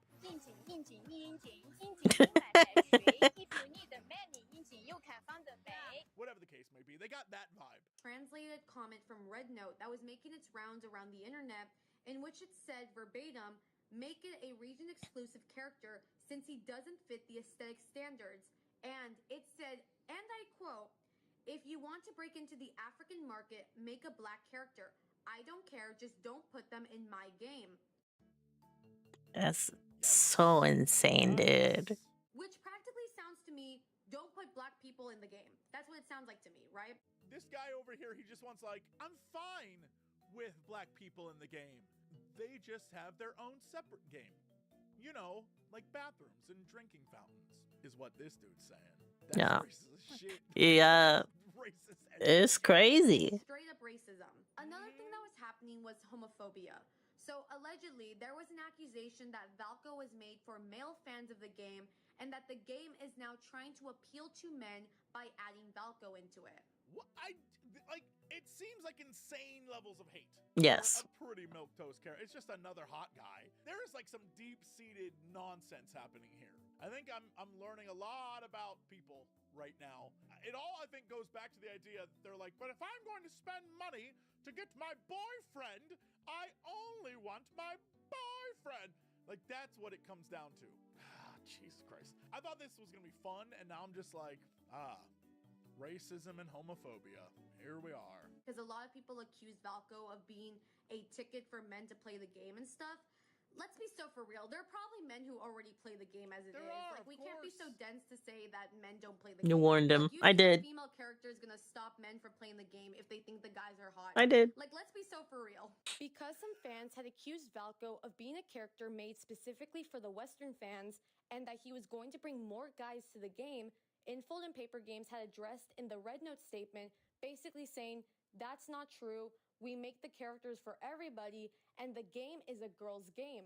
And y'all, I kid you not, the hatred of his character It's was exactly so what it was. bad, to the point Me. that some people had sent cow shit, literal cow shit, to the headquarters of Love and Deep Space. I think what we're learning Oh, is that in Jesse, you haven't even reached. You haven't even reached. all games, in all spaces of the internet, It's gonna get there's some even people worse. who are not ready for prime time, if you know what I'm saying. They just are not ready to interact with society, which is why they choose to interact with video game characters, because they are not at 100%. You know? And it doesn't matter what game, doesn't matter where, doesn't matter if it's on Bilibili or Twitter or wherever. There are people that we all interact with that normally we wouldn't have. 30 years ago, you would not Oh, have had would not have even thought of it. these types of people on a regular basis. Everyone has the ability to reach out and express themselves now. And there's nice aspects to that. The whole thing with like being able to interact more with, I think, some JP audiences over Twitter has been really nice. Because of the auto translate that's been added. That's probably the one awesome update that has happened to Twitter in all the time that Elon has owned it, is the auto translate allowing JP fans of like just whatever to interact with EN fans sometimes. Sometimes, you know, those things still happen. Bad things still happen. But most of the time it's been like a melding of worlds that is kind of nice. And we're all kind of realizing, oh, we do kind of think the same about these things. So it's not all terrible, but like it can still be really terrible at times. This is, yeah, that's disgusting. Some Chinese fans also sent chrysanthemums, which in Chinese culture symbolizes mourning or death, and they sent that also to in Fold and Paper Games headquarters, and there were also pictures of them being left on Valko's like poster outside the office, just there before he was even canceled. I saw all this online, and y'all, it was crazy. They had to increase security in front of the headquarters, and there were people posting like the middle finger in front of Valko's like poster and stuff. It was a lot. All right. It was Now I'm thinking that it isn't just the people who are like, you know, but it screams more attention seeking. A lot of people will do this kind of things because it will get attention. People are like, haha, that is how I feel, but I would never go act on those things because that would be crazy. But this person did, so and so more and more people do it, and more people do insane stuff. There's no difference in that fact between China and America or whatever. People are big ol' attention whores. And so, yeah, all right, that seems like a lot of what this is too. Now, the biggest controversy that has come about all of this was a set of numbers that were allegedly tied to Valko, 731. The number 731 were accused of being a potential reference to Unit 731. Right. And we've covered this on Chilluminati. Another, if you don't know, I do a... Oh, Chilluminati. I didn't realize it was on Chilluminati. One where we talk about, like, conspiracy theories and aliens or whatever. And I'm the guy who's like, that's... Oh, just the general 731 case. I see. About this time some guy got kidnapped by aliens and had sex with 80 of them. And like, I don't think that happened.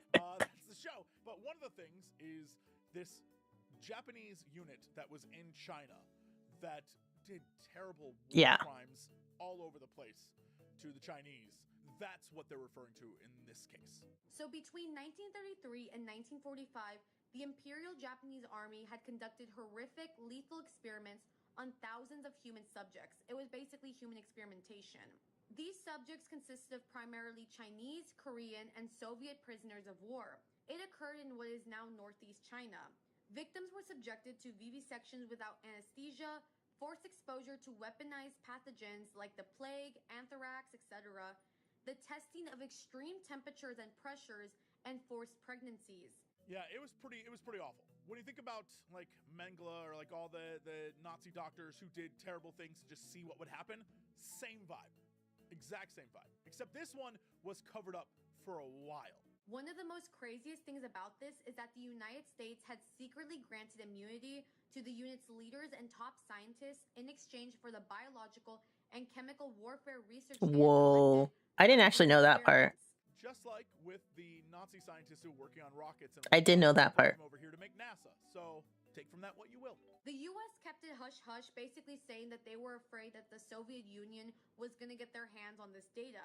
Ultimately, it was a terrible and history teacher here. Historically, the reason why we would go to all of these scientists with all this information or whatever and be like, hey, we will keep this all under wraps. Give us the information, etc. We don't want the Russians. I didn't either, but considering what happened on European front after, I'm not surprised. Yeah. It's not surprising, it's just... We've done it. Now we gotta watch out for the communists. Like that was... It's just... I didn't realize it. Basically jumping into pre-Cold War. I knew it for another thing, but I didn't realize it was for other things as well. I didn't think that it went that far. But it still isn't like... Oh, it's more like, oh, okay. I guess that makes sense, actually. It's still disappointing. Still surprising in a little bit, but like, come on. One thing you have to remember in regards to Love and Deep Space is that the game has a darker element that involves human experimentation. So like with characters like Caleb, MC, etc., they have gone through human experimentation. So adding the numbers 731 in regards to human experimentation is not something that should have been done. Definitely. However, the numbers 731 had nothing to do with Valko. The numbers 731 were used in a Depths of the World card for Xavier, not Valko, as this had happened on April 21st. So I don't know why there was misinformation going around that it had to do with Valko. Well, I know why.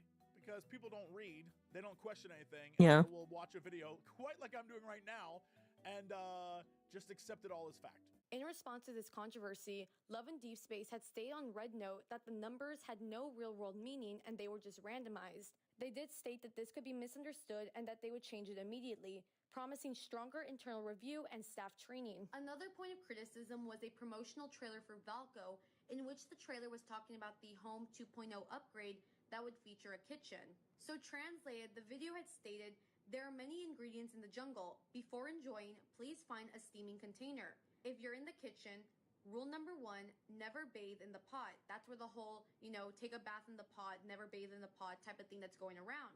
Some Chinese players had accused Infold and Paper Games of using wording that invoked a crime that had happened in China in 2024. There was a case known as the Iron Pot Wife case, in which it was a domestic violence murder.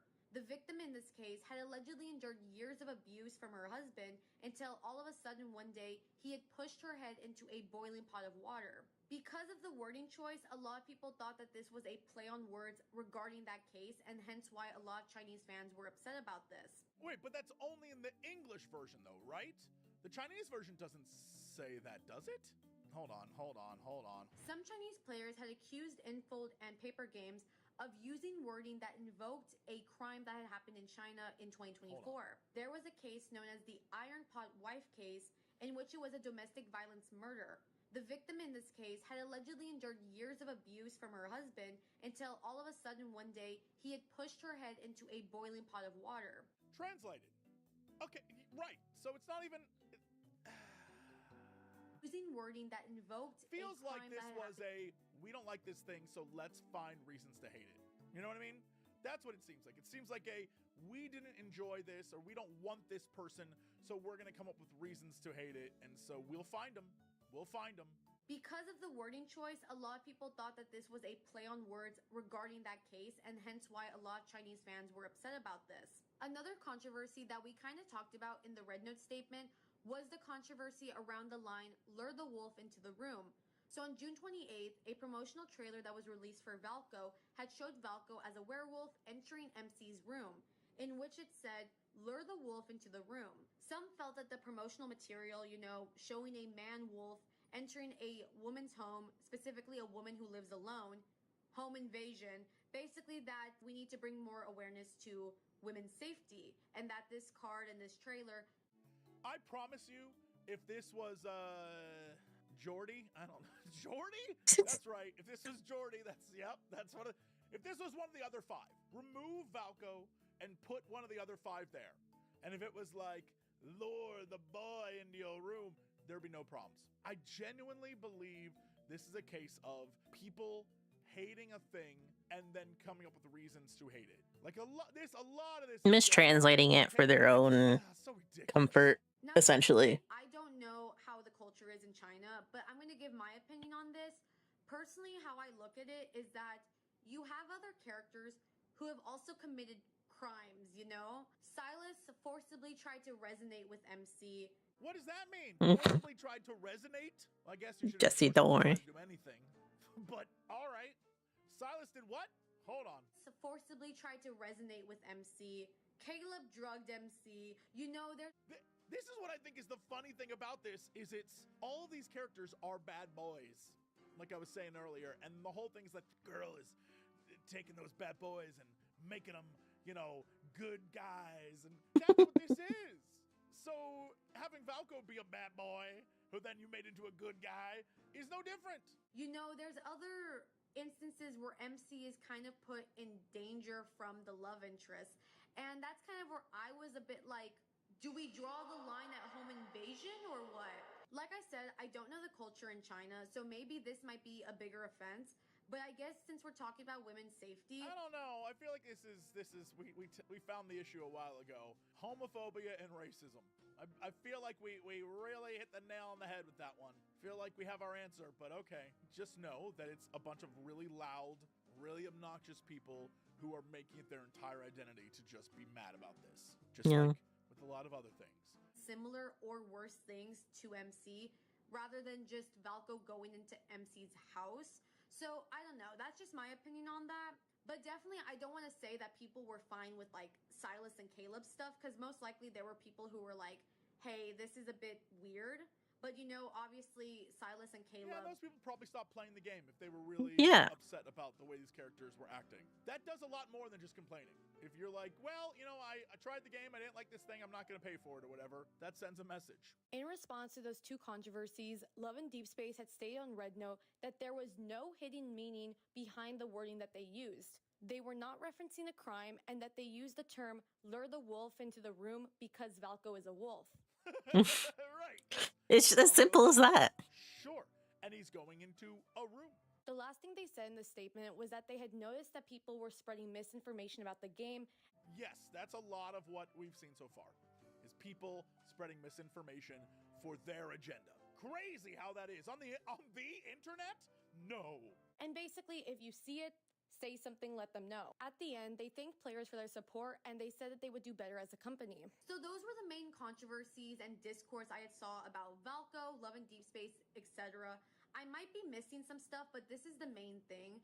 Now, definitely what has come up since all of this has happened is that there are now petitions. People have done petitions to bring Valko back. Well, of course. Yeah. Pendulum swings. Of course. Will it happen? I don't know. Probably not. I saw a petition quite literally the same day he was canceled. It was already about to hit 100,000 signatures. Like, y'all, there's so many petitions to bring Valko back. I'll put one in the pinned comment if you want to sign to bring him back. But that's happening. The ratings also for Love and Deep Space have gone significantly down on Google Play and the App Store. Like, y'all, it went from like maybe a 4.5 to like a 2. And that's just the last time I saw it. It has been... What's crazy about that is, man, it's so interesting because while that 100% sends the company a sign of like, hey, we Western players who are using, you know, these ways to play your game are not pleased, it then tells all those people who are like, this caters to the West. It tells them to keep saying that because it looks more real. Yeah. Like it's unfortunate, but like, there's no other way to do it too. You're just feeding into the thing of Chinese player being like, see, just what I was saying. And Love and Deep Space lost a lot of followers. It's crazy, y'all. People are so mad. And the last thing I heard was that people speculated that the Chinese Communist Party, the Chinese government, was going to be getting involved and Love and Deep Space might be shut down. What? That is not true. That is some misinformation that is going on. That has not been proven true yet, so I don't know where that's coming from. I was about to say, no way. No way. Seems like a lot of people are like... If that happened, that would be crazy. Doom and glooming. You know, maybe worried that the game might get shut down or something. But as of now, there is no proof to prove that the Chinese government has gotten involved in all of the stuff that's happening. But definitely there have been some Chinese fans who were posting before, you know, the Valko poster was taken down at Infold and Paper Games headquarters.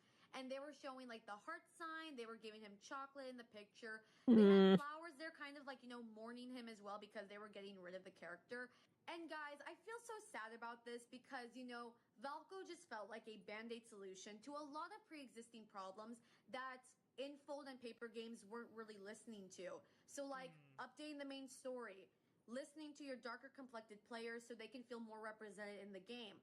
The whole Unit 731 thing that happened prior to Valko even being announced, you know? So it's just upsetting that they had to do away with the character and it just felt like Valko was a scapegoat for a lot of this stuff.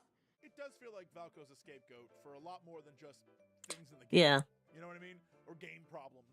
Now people want him back because it's like you tease a character, you're so close to releasing him, people have already started to get attached to him and they have been saving up money and you just yank it back like, oh, psych, I'm gonna take it all away. And Anime Expo happened recently, y'all, and they bring in cosplayers to cosplay the characters, and a Valko cosplayer was supposed to be present, and they yanked him from the line because they canceled Valko in all of Love and Deep Space. So it's pretty sad because, you know, some people were there to meet the character, and you yanked him away. That's all I have to say about this.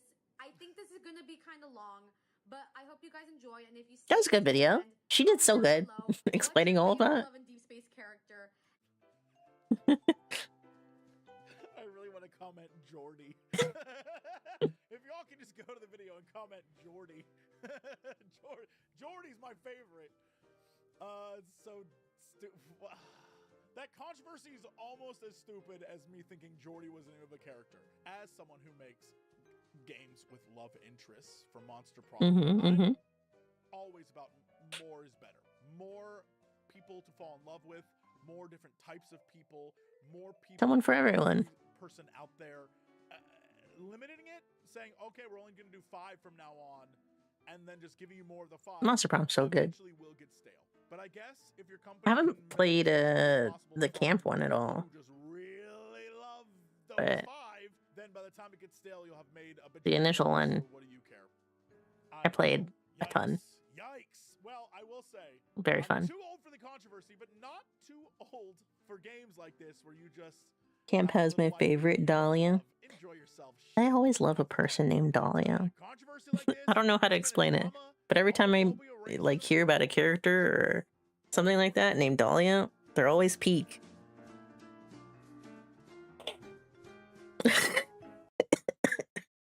Hold on, really quick. At the end here, he's putting memes in the back.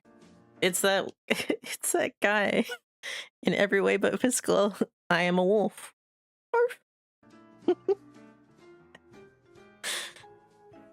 He did so good putting that in there. Oh, and the memes, the epic wolf pictures. He didn't put in the Oomphy channel. He didn't put in the Oomphy one. Well, I'm gonna start getting suggestions for that now. Oh no. All right. I'm gonna wrap up for today. Mostly been chilling. Mostly been watching videos, played some MonHun. But I got some other stuff I gotta get to. There is no stream tomorrow. No stream tomorrow. I was going to, and then I remembered I had something I was gonna do. Thanks for streaming, it was lots of fun. Thank you for hanging out. Let me see. I gotta open Twitch. I gotta actually open Twitch. Summer drops fast. Oh, that started on July 10th. Let's see.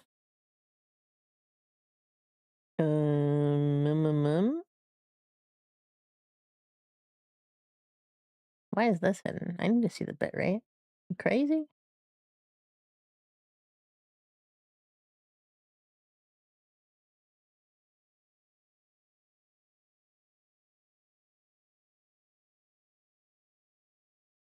All the big people alive right now.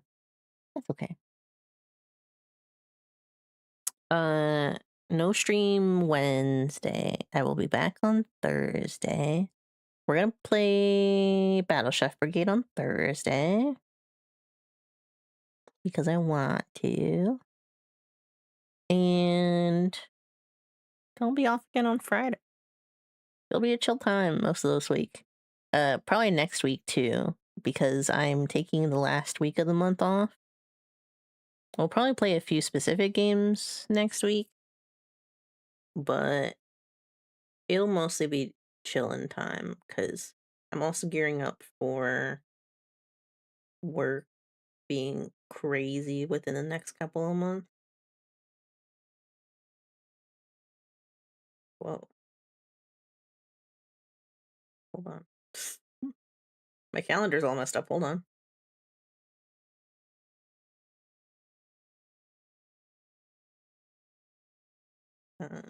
Oh, yes. And next week I'm getting my crown fixed because my crown broke. My tooth crown. So, I'll have that going on too. That's on a Thursday. I'll probably take that Thursday off, depending on. Yeah, it's like at my usual stream time. So, it would suck to stream late that day too, because I work the next day. But August is probably gonna be pretty busy for me if I don't get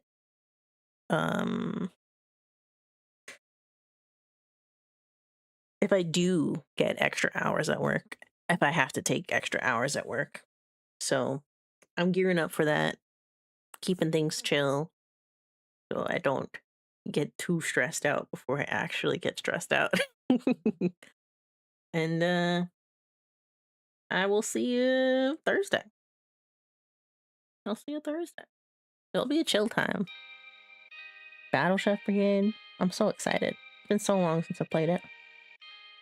It was such a good game when it came out too. I didn't finish it because I probably got busy with school or something. It came out a while ago now, so it's a slightly old game.